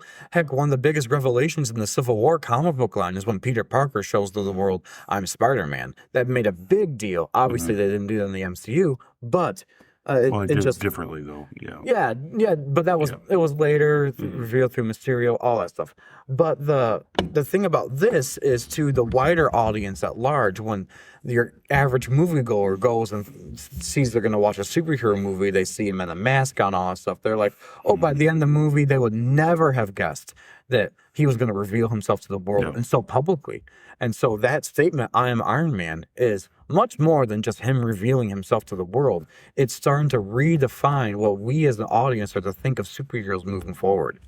That he's kind of putting on like another face type thing, or being a face, I should say, to other potential superheroes to say, I can be myself and be a superhero and everyone can know about it. Yeah. It's kind of like he gave permission for future superheroes to come out of the closet, so to speak, of being a superhero. And I would argue that this is the birth of a new person. This moment is. Yeah. He's someone that's gone through, and he's made now solidifying what he had to do with Obadiah. To him, their relationship meant something, not to Obadiah. But to him, it meant something. But I think that it's now he's made a choice to be this guy. That despite what I've been through, I'm going to be this guy and I'm going to own every moment of it, which is what we see going forward. And they, even, the big heads in charge of Marvel, understood how important that line was, because his birth of who he is now Tony Stark as Iron Man is the new man you see going forward. His first words are I am Iron Man, and his last words are what? I am Iron Man. Yep. And that's not a coincidence. Yeah. Going all the way to the end. It's a choice that he's made. I'm being this guy now. And so he owns everything he does going forward, owns it. Yep. Almost brutally honest, which I don't think he was like that before. Yeah. Yes. Yeah. And almost like it's like you said, it's like a rebirth, so to speak, of a new type of person. But also for someone like him, it's painful to go through stuff like this, because he's revealing stuff about himself that he always kept hidden, because everyone just saw him as this playboy millionaire type guy. But and he sees it as taking accountability and responsibility. Yep. Not as it comes off as selfish ego, because that's what he likes people to think of him. But ultimately, he's taking responsibility of it. Yeah. Yeah. Exactly. So, what would you say is the best moment in Act 3 for you?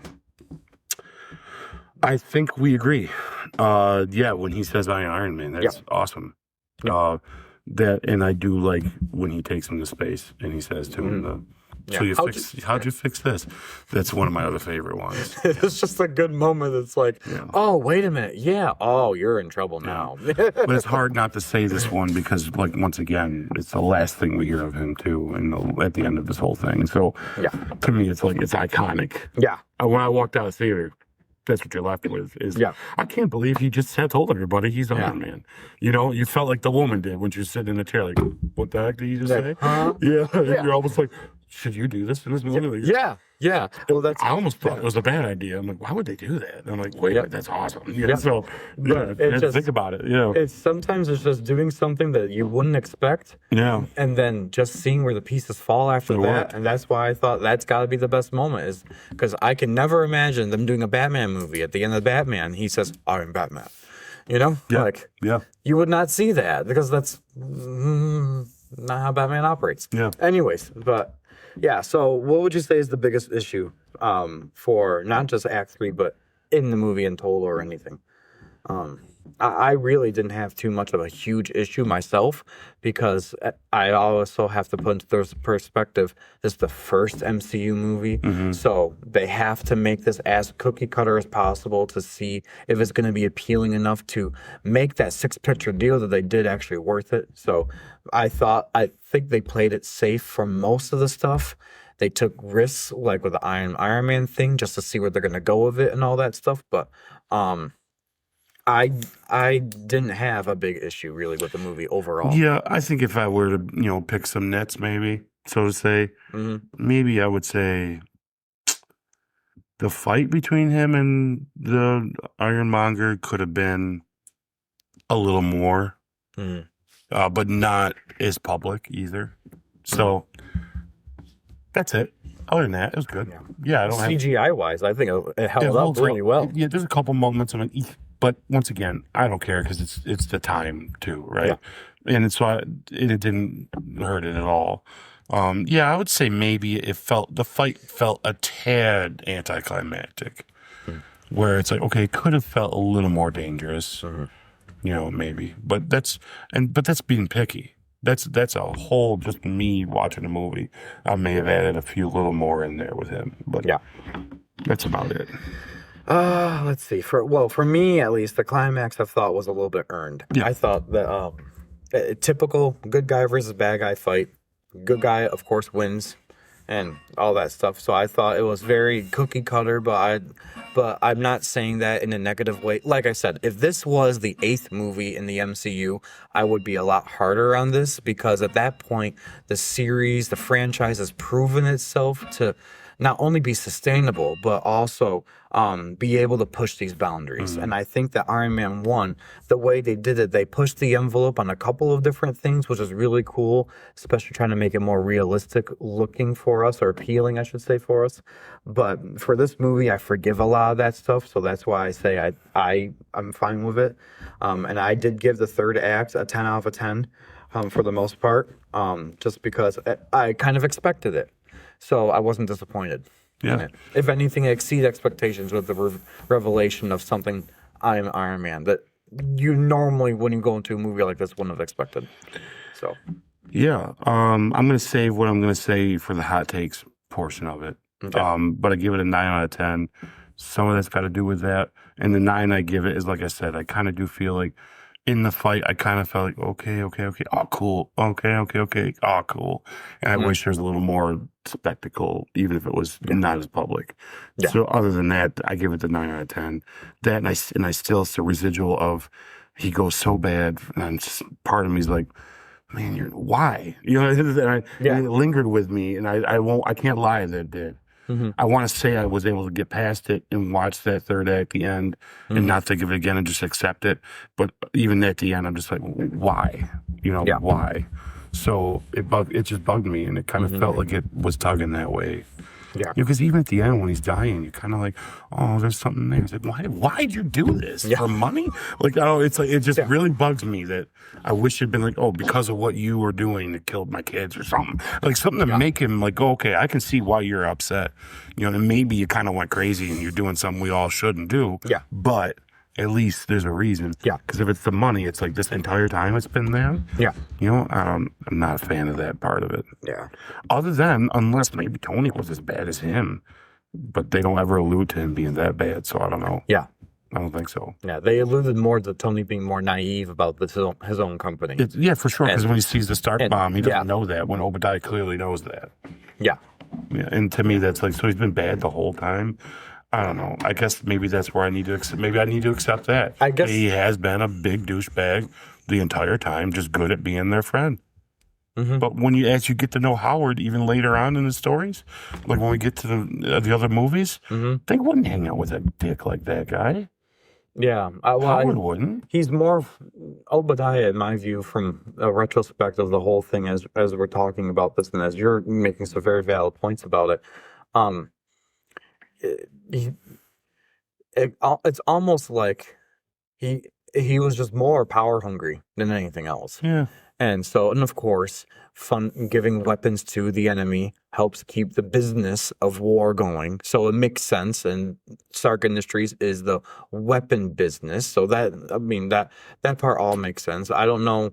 I feel like the reason why he set up Tony Stark was kind of like how he said to take control of the company, because Tony, being a name holder of it from his dad, own the majority of the shares or own the majority of the poll or whatever. But so I get it. Because you got to remember, Yeah. he didn't just turn on Tony when Tony decided he's going to change the company around and lose money.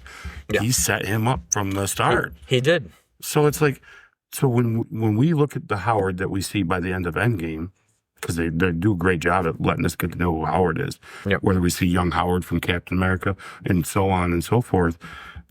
Not only do we have to accept that this guy's as bad of a guy this whole time behind Tony's back, but is that someone Howard would be friends with? You know, like how long was this guy faking being a good guy? Mm-hmm. Did Howard know his weapons were going to terrorists? Mm-hmm. Right? Like, or did that not happen until after he died? Mm-hmm. And Obadiah just kind of stepped in and started doing that stuff, which means he still is a sleazy douchebag. I mean, Howard didn't even like Captain America. He didn't even like Steve Rogers.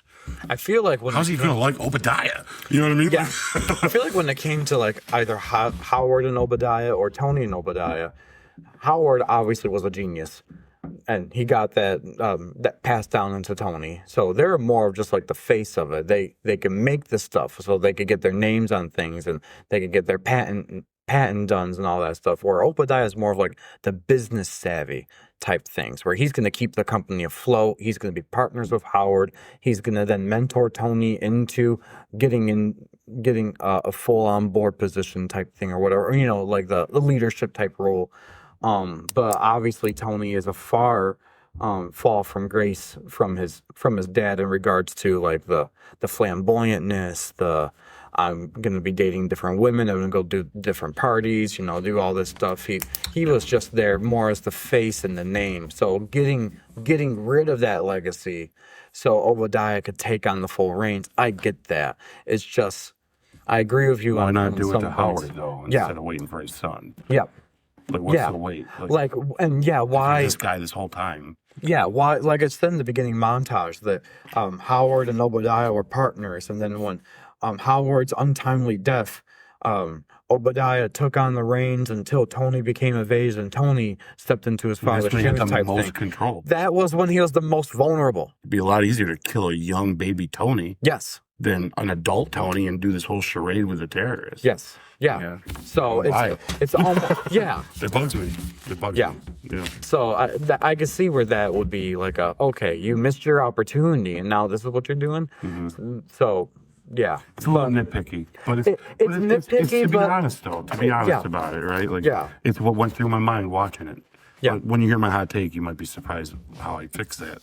Okay, all right. Well, anyways, to move on from that post-credit scene, what happens? Nick Fury hints at the Avengers.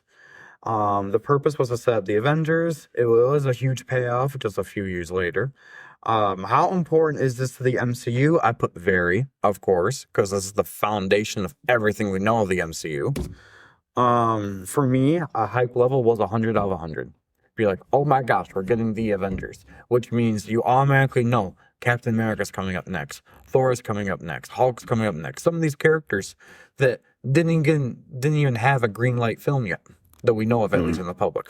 So, to me, it's just a great post-credit scene. Yeah. Good first post-credit scene. Like Iron Man's the first good start of a movie franchise. Yeah.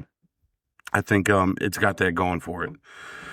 When we get to the end of this whole thing, we start talking about, ranking the best post-credit scenes. It's going to be hard not to put this in the top 3 somewhere, because it is the first time where you're kind of like, whoa, what does this mean? Are they really going to do what we think they're going to? There's no way, right? No way.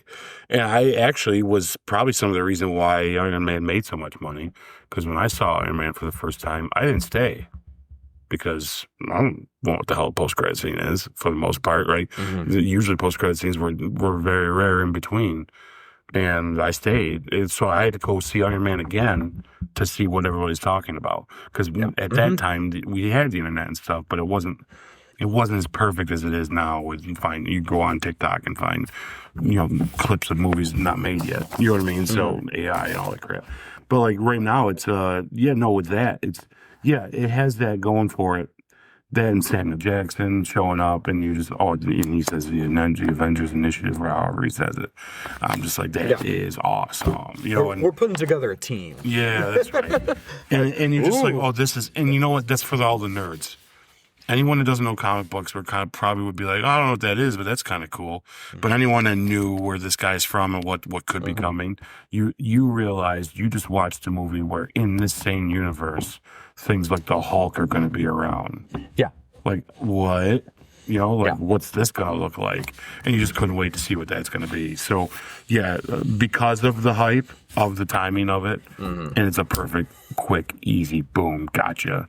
Couldn't wait to, bring the next. Right? Yeah. Excellent. 10 out of 10 for sure. Yeah. All right. So, some deep dives here. Casting and performances. Best performance, who would you give it to? I'm going to give it to Robert Downey, only because I've seen him in a lot of stuff. I've liked Robert Downey back when he did Air America with Mel Gibson, and he was in The Fugitive with Harrison Ford. They made a sequel to it with Tommy Lee Jones called U.S. Marshals, and he plays a role in that, and he's phenomenal. And a lot of people don't like him in that, but I love him in that. I even liked his little role he did in Gothika. I didn't care for Ally McBeal so much as a show, but I thought he was the best part of the show. And I know in all these times, there's somewhere in there he kind of got his troubles and all that. But when he kind of finally found his footing and came back and did a movie called The Singing Detective, it was really good. And they did another movie, which is probably the best mystery noir comedy ever made, called Kiss Kiss Bang Bang. Hilarious, amazing. Him and Val Kilmer, some of the best stuff you'll ever watch.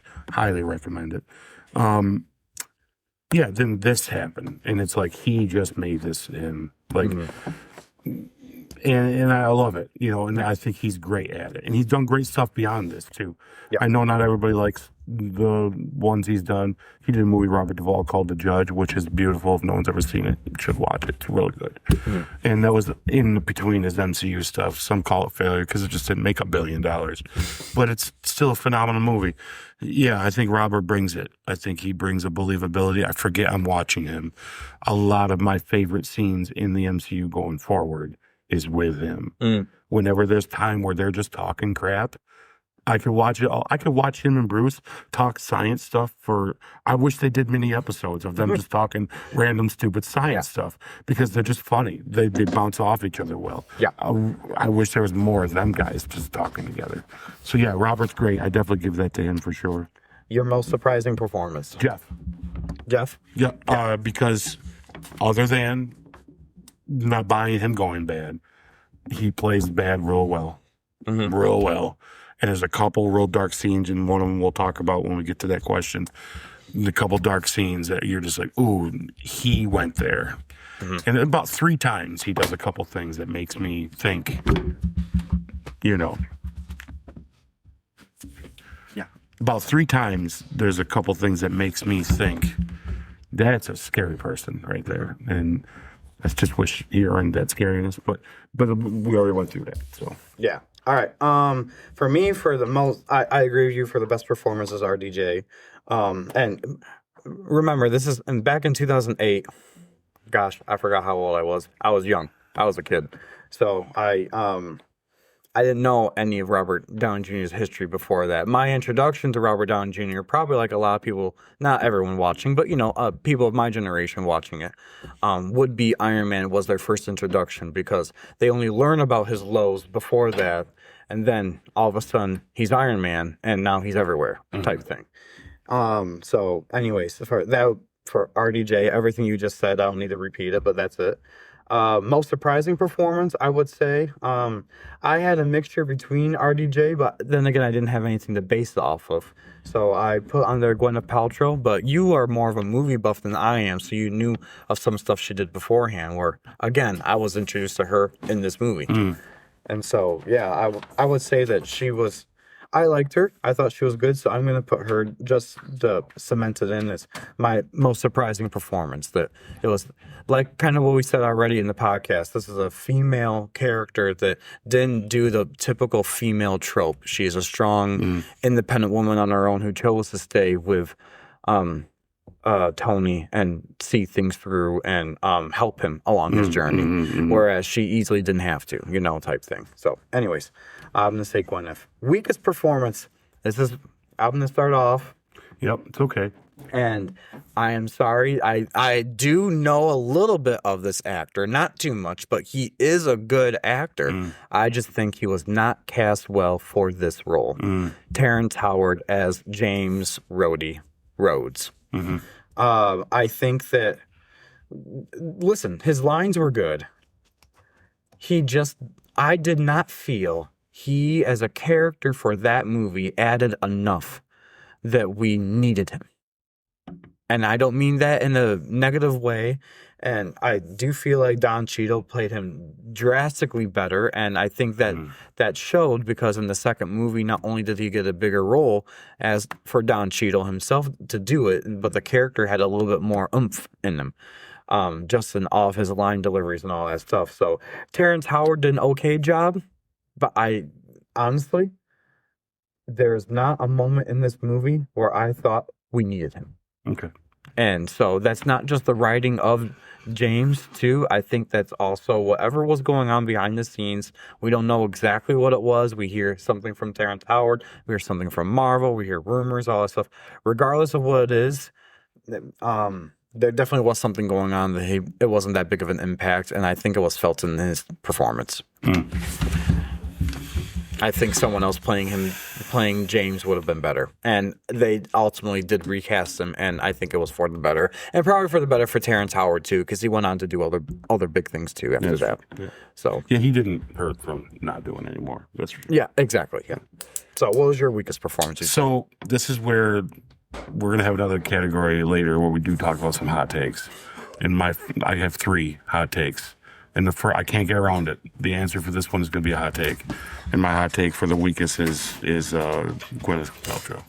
Okay. So, and I'm not saying that in a bad way. Yeah. Let me make sure I'm clear. I think she's great in this role, and I said it earlier, I wouldn't cast anyone else. But I don't think the character's much of anything.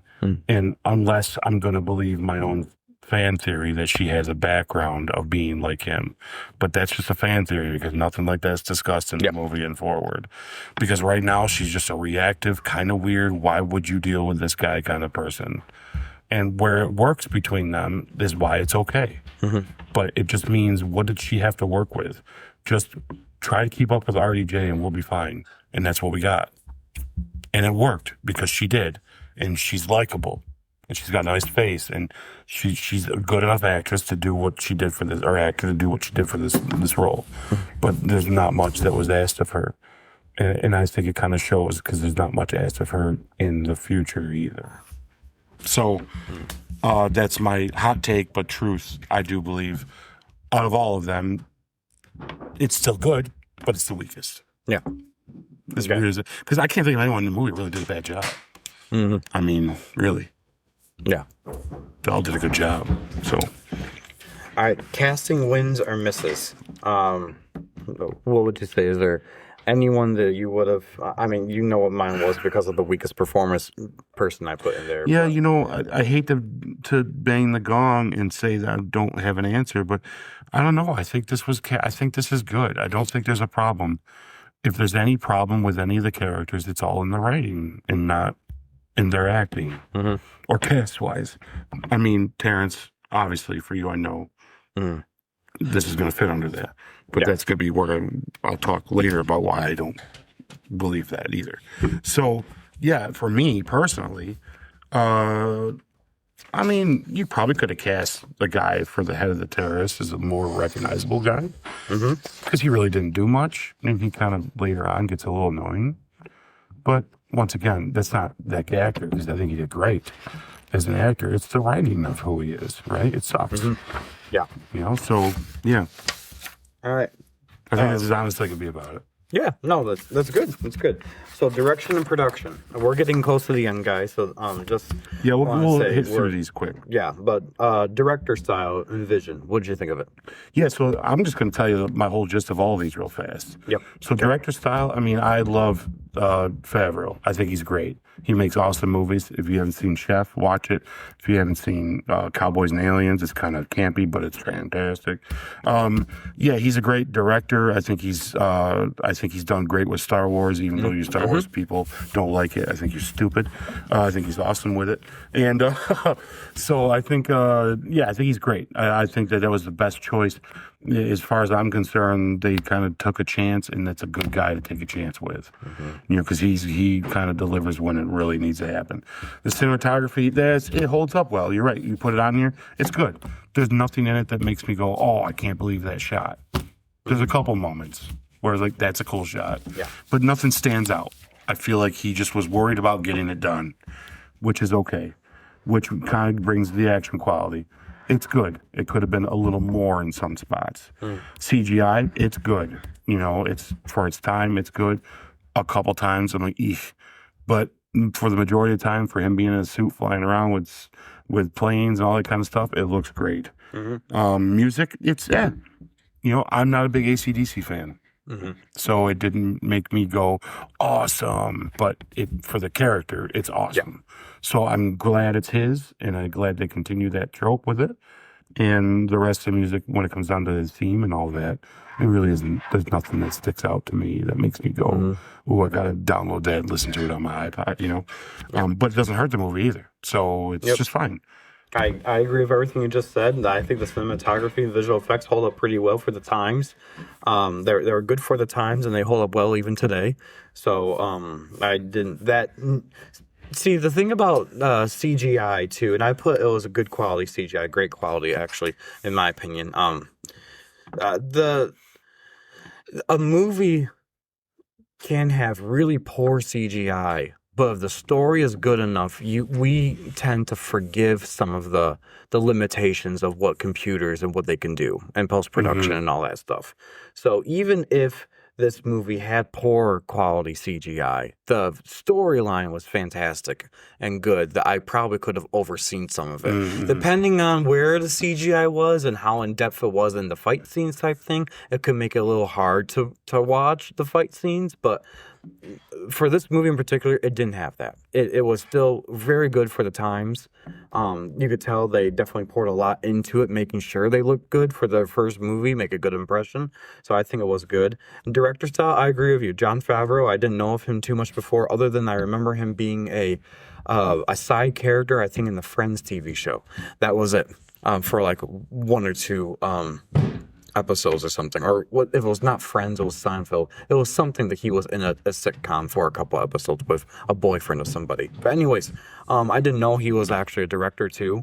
And to your point about the Star Wars stuff, I feel like even the Star Wars fans that aren't really happy with Star Wars in general, I feel like everyone was happy with Jon Favreau doing The Mandalorian, the first Disney Plus show, because we wouldn't have had The Mandalorian Grogu movie coming out if that show really was as bad as some people think it was, type thing. And you can thank Jon Favreau for being the director and the creative genius behind that show. So, just saying.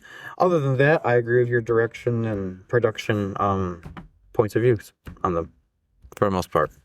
All right. So hot takes. You already gave a hot take a little bit earlier about this. I really don't have much of a hot take, to be honest. Okay, because I got two. Okay, I'll let you do mine too. All right. Go right ahead. So my first hot take is I think Terrence Howard is great. Oh boy. And I like him as Rhodes. I just don't think he's, like most other things in this movie, the writing is what was the problem.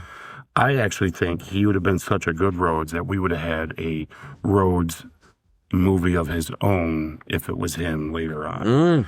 And Okay. I'm going to tell you right now, Don, I'm sorry. I love you. I think Don Cheadle's a phenomenal actor. And there's things he does I love. But he just I don't think Don Cheadle, which we've seen, can't hold a whole movie. I agree. That I do agree too. And even in the stuff he's done on his own, I don't think he's held the whole movie. Some of my favorite Don Cheadle performances are in like very big casts of a movie. And I love him. I know he's be swearing at me right now. I'm sure because I think he's great. He's made me cry. He's an actor that's made me cry. So he's a great. I put him on that medium list of definitely, if you're gonna replace Terrence, Don's the best one, right? I'm fine with it. In fact, I love him as Rhodes as well. I do. But Terrence is just way better, way better. And the rumor is there's a money dispute with him. Who knows what? I've also heard there's rumor that he's not easy to work with. Who knows? Because you hear other people say he's really easy to work with. So I don't know. But I've seen Terrence take an entire movie on his shoulders as an excellent actor. And if you're going to throw some really cool, twisty, like this is some real big, heavy character stuff, he'll take it and he'll do it. And he had done great. Yeah. I blame the writing for the fouls of what's in this movie for him. Yeah. Personally. I agree with your assessment that Don Cheadle, and I like him too, don't get me wrong. Don, if you're watching, I'm sorry. He's awesome. But I do agree with you that I don't think he has the potential of holding his own movie. But also, War Machine as a character doesn't have the potential of holding his own movie. Terrence Howard War Machine does. That's where I feel like they're trying to make us, if they do that, which it sounds like there's no official word that Armor Wars is canceled, which is supposed to be a Don Cheadle-led feature film, not a Disney Plus show anymore. So it may happen. It could work. It could. Who else is going to be in there, right? Boom, boom, boom, a bunch of people, right? Exactly. I feel like you're going to get a standalone of him before that movie. I don't know if War Machine is warranted enough, and any comic book nerds out there that know more about than I do, please chime in, comment below on wherever you're listening. Send us a message where you think the War Machine would be a fantastic solo project that Marvel can do as a feature film. I don't see it. You do an Iron Man movie where Iron Man or Tony's captured, and he's in a brilliant way figured out a way to communicate with Rhodes, and Rhodes has to be the one out there doing all the work. That's your movie with it, and he could have done it. And Tony wouldn't be Iron Man one time in a movie. I feel like you're trying to do like a, not you personally, but like someone who would do something like this would be like trying to do a Falcon movie solo. Oh, they tried. They even put a different name on it. It still didn't do too well because no offense to Anthony Mackie, and he can hold his own movie. I think Anthony Mackie can hold his own movie. It just, I don't think the character itself is just not worthy enough of a solo movie. It is if the other character's still in the background, right? The problem with Falcon is he wasn't Falcon, was he? He was Captain America. Because I think there could be a good Falcon movie, but it's got to be shoved up our butts with Captain America. I might have to take that back. With a good Falcon movie, there really wouldn't be. Well, that's my hot take. I also don't think Anthony Mackie's good enough to hold a movie alone either. You know, I think he can do a TV show. Twisted Metal, great. Yeah. But once again, the people around him, how many around him makes it just as good. You know, so it's like with Terrence Hill, I've seen movies where he's acting next to Ludacris, who's awful as an actor, and he makes him look good. Terrence is great. I just think he needed that. It just didn't work out. Yeah. You know, really. That's true. Yeah. And this is so early on where if it's not going to work out, now's the time to go, you know, because that's why we can get over Bruce Banner changing too, because it's so early. Let's get out of here, right? Yep. Yeah, I'm with you though. I think that's I think it's a good what if could have happened. Yeah, right? that's true. It would have been fun. My other hot take is I would have, and I don't know if it's a hot take or if it's like we can call this the Isaiah spin if you want to call it. Okay. But my spin would have been I would not have killed Obadiah Parker at the end, or Obadiah Stane at the end of the movie. Yeah. I'd have kept him alive, and later on in Civil War, when Tony is looking at the thing, watching Bucky kill his parents, it's also revealed that he was the one that paid Hydra to kill them for the superhuman serum to make the money off of it. Because if we're going to make this guy evil all the time, he needs to be bad then too. So he did have his father killed. I like that. Don't get me wrong. The only hole I see in it is kind of like what we already talked to before. If he would have paid for Hydra to send their super Or just soldier show out that to he do worked that, with them to do it. why wouldn't he it have possible. killed Tony too? If you're gonna kill the head but leave the kid still alive, The only thing you could say to that is if he thinks he's raising Tony like him, then it's him looking at his legacy and not Howard's anymore. And then you could arguably say all the bad traits Tony has came from Obadiah. okay. So this egomaniacal, womanizing, not caring about people isn't Howard. It's Obadiah because he raised Tony. Yep. So there is love there. But then when Tony, I think the thing that would have had to change in Iron Man, or that the only thing that doesn't make sense, is he does set Tony up to get captured. But that could also be because the terrorists twist his arm instead of him being the one to do it. You could find out that they got something on him or something that he can't, he had no choice, right? Because you could still have Civil War be the exact same movie it was.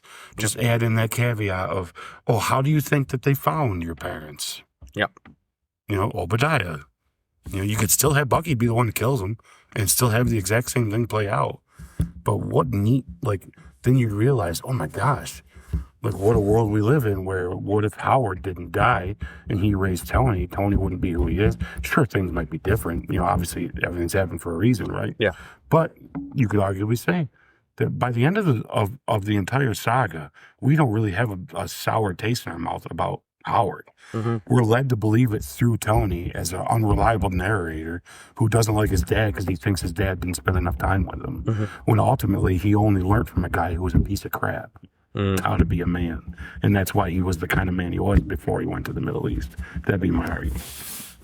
I think that would just make that feel more wholesome and cool. But that's another what if, fun, could have been neat. Yeah. He didn't need to die. Could have had a really cool scene of him talking to him in the next movie while he's behind glass. Just a real good, just a cool scene. I can see that. Yeah. That is definitely an interesting what if to ponder. Yeah. All right. Quick fire. All right. This is a good questionnaire for you. Best scene of the movie. The whole cave breaking out sequence, I'm gonna say I know it's multiple scenes, but I'm gonna claim from when he gets thrown in a cave and they tell him he's gonna make the weapon to when he breaks out. That is the best of the movie. The entire movie. Okay. Mine is when Iron Man, as he's going out for his official first mission and saving the villagers. Yep, great scene. Great scene. I liked it. I liked the action in it. I thought it was well done. I thought it was a great shock to the world at the time to see someone's actually fighting back. Holy smokes, what the heck? They don't even know what to do. So that. All right, least best scene, aka the worst scene. I put on here, take it away, Ike, because I'm not really sure, but as we've been talking about it, I'm like, yeah, I can think of it. The terrorist scene where Obadiah's kind of the guy pulling the strings. I struggled between two of them. I didn't write down the terrorist one, but the terrorist one is the worst one. Yeah. When you realize it's him doing it and they're just a bunch of punks. Yeah. This is dumb. Yeah. If anything, they're supposed to be the 10 rings, and we later find out what the 10 rings really are. Yeah. And that makes you think, the 10 rings of these stupid. Are them? Yeah. Because there's no way that the real Mandarin would have ever let that happen. Yeah, for sure. No. Anyways, so that's kind of like, let's forget about that. So anyways, your best villain moment. I think we have the same one. When he takes the reactor out of him and tells him what he's going to do. Yeah. It's just, whoa. That's the darkness there is darn, dude. like which is that fuels my feeling of why, but because of how dark and scary that is why I feel that. Because it's like this is deep right here, and that's a guy that could have had his parents killed. Anyways, yes, well, just to throw that in there, that's a guy that would have been like, here, Hydra, you want this? Kill them, and you can have it. Yeah, well, just pay me the money. I completely agree. Yeah, that is it's the best villain moment for me because at that point you know that arc reactor is keeping Tony alive or keeping the shrapnel like from he's getting into his heart. right then and so there. it's a dragged out scene when he takes that out. Mm-hmm. He paralyzes him. That's only supposed to last a couple of minutes, but in the midst of doing that, takes that out, and then at the same time says, "It's a shame you brought Pepper involved in this because now I gotta kill her." And I'm like, oh my gosh! Yeah, great. That's and if he actually died from that, the last thing he could have thought of was, "I just killed Pepper." Yep. Yeah, it's my fault. Yes. Still, Yes. So, and he and Jeff just kills it. Yep. Awesome. All right, for you, most punchable face. I have a feeling. I see you, Parodi. Mine. You're gonna be surprised with mine is. Okay. So my most punchable face is the guy from A Christmas Story. Just punch that guy in the face. Guy from He's the scientist that's with him. Remember? Oh, him! What an idiot! He's just duh. What are we supposed to do? Duh. It's like you are okay. I know you're not as smart as Tony, and that's why he's got a crew of you guys. But this guy acts like a freaking, and he just has that dumb face. It doesn't exist. He did it in scraps in the cave. It exists. You're supposed to be the smart one? Yeah. Mm-hmm. Yep. I get it. I'd be in line. I'd be in line. See it, dude. You're stupid. It's you and your stupid face. Like, yeah. And you're not a bad actor. Love the guy. And this isn't supposed to be, this isn't a mean-spirited category. No. It's mostly supposed to be kind of silly. I agree. And I see that guy, every time I see him, when I saw him, I'm just like, I hate that guy's face right now. Like, it's just and I don't like his face in the Spider-Man movie either. I don't like it. Yeah, so it's like he comes back. Yeah. Yep. So just punch that guy in the face. Yeah. And I just put Rhodey because he's just my least favorite character of the movie. Yeah, he bugs you. I get it. So I was like, every time when I saw him, even when he was showing all the new recruits, and he's like, "Don't come in here." He's telling Tony how to act or whatever. I'm thinking, oh, just stop now. That's just I'm like, I like Terrence Howard. Don't get me wrong. I do like Terrence Howard. I understand. But I just don't think he was right for the role, and I think it just showed. But anyways, that's just me, my personal opinion. Okay. All right. One prop you take home.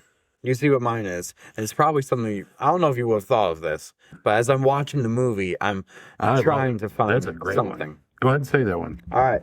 The silver Iron Man mask that has all the mathematics drawn on it. He has formulas on it. It's the one scene where he's watching the TV and he's looking through the mask and he pulls it out, and for a brief moment you see it. I'm like, that's just a cool prop. That is awesome. Of anything. Like, you're never going to see it again. It's like the prototype, but almost ready for the final paint job of Iron Man. It's like perfect. Yeah, I wish I had thought about it, but mine is your second choice, actually. The proof that Tony has a heart thing is it's a great, you put up on a thing. Yep. It's awesome. You know, it's that once again, it kind of harkens to the future of what we're going to get into with it. Yeah. Because that's a great prop from later. And now if we have it now, we don't have to worry about it later because there's always stuff from that movie that we want as a prop, right? So, exactly. So those two things. I mean, I'll be honest with you, if our podcast gets where we want it to go, we have a nice little shelf. I think we should get all these props. But the mask would be cool. Even if we got to make one, I think it'd be cool, you know? So, yeah, I love that. When you said that there on there, I'm like, wow, that's a great prop from that. Yeah. See, when we have this question on here, I like to pick a little bit of the more obscure props that you see in the movie. The fun stuff. You're like, oh, you wouldn't have thought about that, but if you had it, that's pretty darn cool. Yeah, I agree. You know? I agree. Yeah. So it's no offense to you for picking the proof of Tony Stark has a heart. Yeah, it's thing. a pretty obvious one. I would have thought, oh, that's the same thing. But as I'm watching the movie, I'm like, you know what? I don't see anyone taking that home because most of the time when people have a prop from set, they always talk about this like, oh, what did you steal from the set? You weren't supposed to be like, oh, I got a pinball machine or I got this big. What the heck is this? That would be mine. I've always said like if this question was like with the Jaws movie, if I could pick any prop from Jaws, it'd be the killer shark game that you see in the beginning. It doesn't say Jaws or anything on it, but it's just because it's featured in the movie. Like, that is cool, right? and the only other thing I thought of for a prop, and I realized it's not really a prop, it kind of is, but it'd be neat to have like a poster of the blueprints of the one he's building in the cave. Because like when he closes the thing on it and you see the layers of it, it's kind of neat when you see, oh wow, look what he's making. You know, that'd be a cool poster. But I thought that one's kind of a given, and the mask is an awesome choice. We'll have some fun ones probably as we go. Another one that's part of the quick rapid fire. Most underrated moment, you think? Most underrated moment? Yeah. I put Tony building the suit. The first one? No, not the first one, because I don't consider that underrated. But I think about the people that don't want to see him going through all the testing. So all those moments of him building the actual Iron Man suit that we know of, I think people would easily fast forward through that if they weren't interested in it. I wish they don't, but I could just see that as I was watching the movie, and I'm like, that would probably, for me, the most underrated moment would be like, watch those little things. Yeah. I think I agree with you there. I think the neat thing about this movie is I think most everybody likes almost everything in this movie for the most part. The stuff I don't think is talked about more is how he handles the public as Tony Stark. Like when he sits down to have that, and he opens up the cheeseburger. That's true. You know, I think those moments should be talked about more about him as a character and understanding him going forward. That's what I would pick for something like that. For sure. I like that. Yes. Yeah. All right. Your most overrated moment, you think? I agree with you on here. I'll let you tell yours, but mine is that one joke just didn't set with me. All the jokes of him building the suit are funny. You've seen, but that one that comes on that was advertised with it and everything. Yeah, I'm just kind of because the potty humor of Tony, I'm not a fan of. Because he's so much more sophisticated than all the other humor. So when he does one that's kind of a sexual innuendo joke, kind of makes me go, that's not how he talks to Pepper. Yeah, I like that one better than mine. Mine is just that the only thing I could think of at the top of my head for a quick rapid fire was that the terrorists are not as superior as Obadiah. Yeah, I agree with that. Yeah, I feel like this is supposed to be the 10 rings, and knowing what they would have led up to type thing, especially, made him look kind of puny for a guy who just owns a part of a company. I don't know, you're supposed to be terrorist. Where's the terror part of it? So anyways, funniest moment for you? We agree on this 100%. Anything with that robot Anything system. with the robots. Oh my gosh. Even when Tony was dying and he's trying to get that heart thing, and then it just so gently leans down with it, and he's like, okay. Yeah. Perfect. But I do love the progression of how they don't understand when to use the fire extinguishers. Like, because there's several moments of different things that happen, and when there's no fire, they still hit him with it. When he's like, "Don't do it," I laugh so hard every time. Yeah. All right, your most emotional moment that you would think? Definitely when his buddy dies and he's talking to him, and the guy he's captured with. I can never remember his name. Something. Yeah. That's big, because that's like, it adds on to that level of PTSD that he's got, and then just you see in his face that's a moment of like, well, I'm gonna die doing this too, and I think he surprises himself that he even lives. I mean, you can tell kind of when he gets out. And he's out there shooting the fire and all that stuff, that even when it shows the shots in the mask, that he's even kind of like, I can't believe I'm doing this right now. You know what I mean? Like, I've got this far, right? And I think it's when he saw him die, it was so much more real in that moment for him. And then, to me, that's a sad moment. For sure. Yeah. So when I read this question, I took at it for me personally I should have taken it from the point of view of Tony or anything, but for me, the most emotional moment, and more of like a personal level, is seeing the terrorist attacking and the kidnapping, and knowing that stuff actually does happen in real life. That counts as this, Sam, for sure. Yeah, because it's all, I mean, emotional doesn't always necessarily mean sad, right? Yeah. But to me, I just picked that as that scene, acting wise, stood out the most emotionally in a way. This to me was more of like a terrifying reality check of when you're watching and seeing like, oh my gosh, that's crazy. But then you realize, you're watching a fictional movie, but it's based on some real world things that actually are happening at this very moment, I think. So that for me was a little more of a self-realization of This is terrifying. Like, how's it gonna go from there? All right, final scores. Story out of 2. What do you give it? 2. Okay, me too. Characters out of 2. What do you give it? 2. I gave it 1.5. Brody. All right. Action and visuals out of 2. What do you give it? 1.5. Okay. I still feel like there could have been a little more action, and some of the CGI may be kind of, but once again, it's nitpicky. Yep. Yeah, I gave it 2 out of 2. Emotion and stakes. This I gave a 1. Okay. And this is, I was going to either give the 1 to the story or the 1 to the emotion and stakes. And I decided to give it to the emotion and stakes because I feel like for me, that is where it lands with my issue of the villain. Is what's his stakes in this other than money? Because I just don't buy him. You know, I guess technically that could land under the story. Maybe if I had to go back and do it, it doesn't change my score though. It just means it was in a different spot. So maybe it could be argued that that's a story problem. Okay, cool. Then I'll give emotion and stakes a 2, but then the story's gonna get a 1. So it doesn't change my score at all.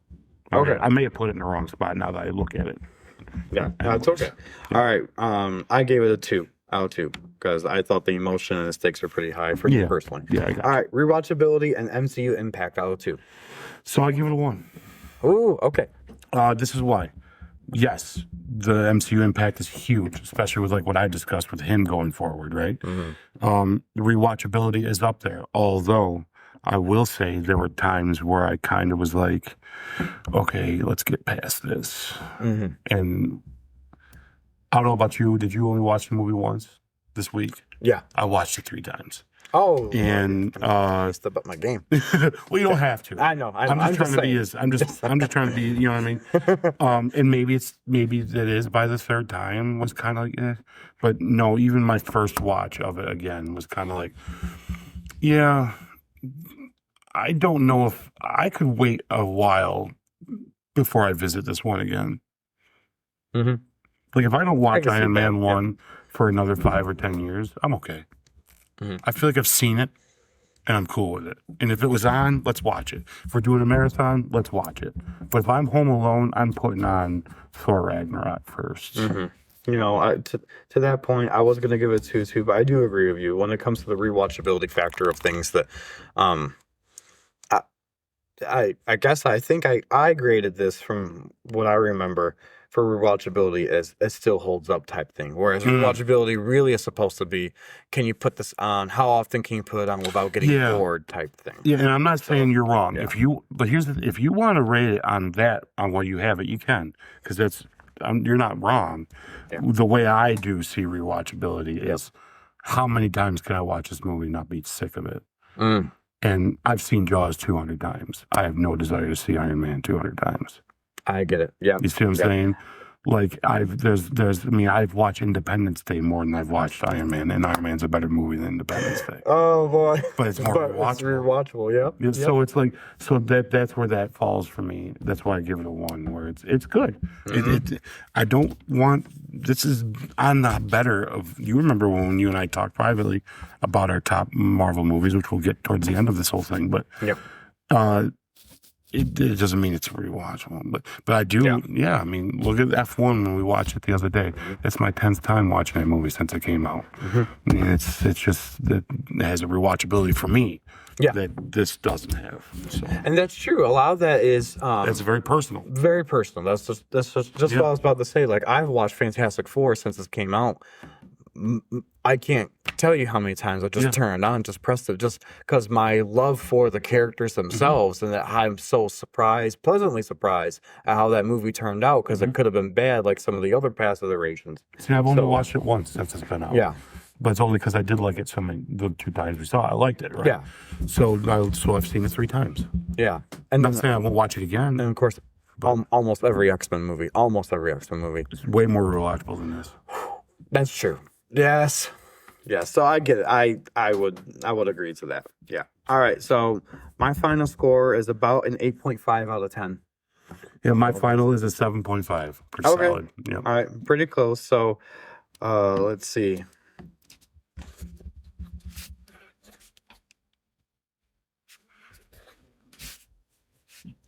So the official Goodell Multiverse score for Iron Man 1 is 8 out of 10, the average. I think that's fair. That is fair. I think when you're talking 1 being dog crap and 10 being the best, and that lands at 8, that's pretty good for this movie. Yeah. I think that you're right. That's a fair assessment. Especially for the first of the MCU. Yeah. That's very fair. Yeah. Your final score on the post-credit scene, though. I don't know 10. why this is separate on here, but that's okay. I agree. 10 out of 10. We're going to rank these as they go, too, so we might as well. They're kind of like their own little subplot in and of themselves of, what... do they ever get paid off? Are they good enough to be a post-credit scene? And I know some of them are taken seriously, so silly, I should say. We're not supposed to take them too seriously. But for this one, definitely it's a 10 out of 10. Yeah, and you know what? I'd base it off of not necessarily, because here's the thing it's got going for it is it's the first post-credit scene. Yes. So what else can it be, right? Because they're only going to get different as they go because it's meant to progress the story. Mm-hmm. But I think this is the perfect mix of... There's somebody we recognize. Mm-hmm. He's somebody we recognize. Mm-hmm. Now he's a character we recognize, and he mentioned things that we know is coming. Yeah, it's a 10 out of 10 for what it actually is, and not because it's the first. Yeah, I mean, if he just walked into a room and he stood up, says, "Hello, Tony. My name's Nick Fury," and they went to credits, this would be a 6 because it'd be cool, Nick Fury, and nerds would be like, maybe Avengers. But this took the time to tell you that the Avengers is coming. Yeah. It's happening. And he stood up, not only said who he was, he said he's got a team idea, how you doing, blah, blah, blah. I'm like, sweet. Perfect then. Yeah. Well, how I view post-credit scenes should be. How I view post-credit scenes myself personally is similar to what you just said there, but also... I don't mind a funny that's just a throwaway post-credit scene. They're not bad. But the problem is if you do too many of them and too many of them in a row, you're going to lose your audience of, do I have to stay? Yeah. Whereas the amp of a post-credit scene, or the purpose of one, is to show what could be coming next, either as a sequel to the movie you just watched or the overall what's coming up in the franchise type thing. Mm-hmm. So it's okay if you have one or two. Oh, Howard the Duck, that's a cute post-credit scene. That's okay. But if you do that too often, repetitively, you're going to lose people that would stay at their post-credit scene because they're going to expect the next one's going to be just a silly throwaway post-credit scene. Mm-hmm. So that's how I view post-credit scenes. That have one or two, okay. Is it warranted? Depending on the movie and what's at stake type thing, or what they're trying to tell you for the future type thing. But if you do it too many times, then I'm going to flag you as, no, that's not. I also base it off its clarity as well. Because you got to look at it as, I don't know comic books. Mm-hmm. You're taking a risk of me already thinking that I know that there's a team called the Avengers already with this post-credit scene. But you went far enough to say the name of this guy. You got someone who's recognizable, and he says, I'm putting together a group. Yeah. To me, that's like, it's like next time on blah, blah, blah. Yeah. And it was great. To me, that's where it works. As you find out as we go on in these movies, the post-credit scenes to me that I think fail are the ones that A, don't mean crap to what's going on, or B, I just don't know unless I'm a nerd. Yeah. Like when we meet Thanos' son later on. And what was the Guardians 3 post-credit scene? Thanos' son? Yeah, doesn't Harry Styles play? Oh, that's his brother. Brother, sorry. Yep. Sorry. And Eternals. Everyone just flipped late. They're like, what did I miss? By the way, Sammy's the comic book one. I'm the one that's the movie guy. So that just proves, well, you knew that more than I would. You know what I mean? Like, that's okay. That just proves right there that I'm only going off what I see in the movies. And I got that wrong. So that's okay. Sorry. I forgive you. But yeah, no, but to me, it's like when I first saw that, I couldn't give a crap because I don't know who that guy is. Yeah. I get it. Okay, you're his brother. Oh, that's got to be interesting. But gosh, you look nothing like Thanos, and I know there's a reason, but it's nothing I know as a movie watcher. Mm-hmm. And by the way, how long ago was that? Oh gosh, years. So does it even matter? Are we going to see this person again? Well, that's the problem with that whole Eternals movie. Is they just decide to forget about everything except that thing coming out, which they took a long time to pay off that. Yeah, it's like, oh my gosh. So to me that's an example of a real bad one because it gets me excited for nothing. Yep. And by the way, it was for nothing because nothing's come of it at all. So Yeah. at least with this one, we do get an Avengers movie. Yeah, and it's paid off quicker than Way quicker. Say this does get paid off for that Eternals post-credit scene. We're looking gonna at almost remember that? we're looking at almost a decade by the time that the second one comes out because we're Harry's getting gonna be an old yeah, man. Yeah. yeah, like. Anyways, so yeah, all right. So this says here closing line, final verdict, one sentence, final review. Mine is masterpiece that was the perfect choice to start off the MCU. Yeah, mine's similar to yours. I called it though a big swing that hit. Yes. And a good start to the Marvel Universe. Because truthfully, like I told you before, they took a chance with Robert Downey. I think they didn't think it was going to work. But because it did, look what we got. Yeah. Which we'll get to as we go. All right. Oh, and speaking of which, then I think it's a good segue to say thank you to everyone who's tuned in to our podcast and is watching us. I know we had some technical difficulties with the camera. Most of that is user error, my fault. I'm gonna take full responsibility for it. But thank you for joining us in this second episode of the Goodell Multiverse podcast. Next week we're gonna come back to you and we're gonna do a retrospect on the Incredible Hulk film. That's the second movie of the MCU, and I'm sure we got a lot to talk about there. But also, we might not do any of the Marvel news because the second thing we're going to talk about is Daredevil, Born Again, Season 2, Episodes 1 and 2, dropping the same time. So we're going to try to do start off just a recap of that or our initial review of that, and then go right into the movie. Yeah, unless something drops for news-wise that's huge, we'll probably just do Daredevil in the movie. Yep, like Halle Berry confirmed a Storm in Avengers Doomsday. You'll have to talk about that. We'll have to talk about stuff like that. Or Sadie's Think is confirmed as evil Jean Grey in Spider-Man. Yeah. Oh, if that happens, Then we might have to do Hulk next week. Yes, yes.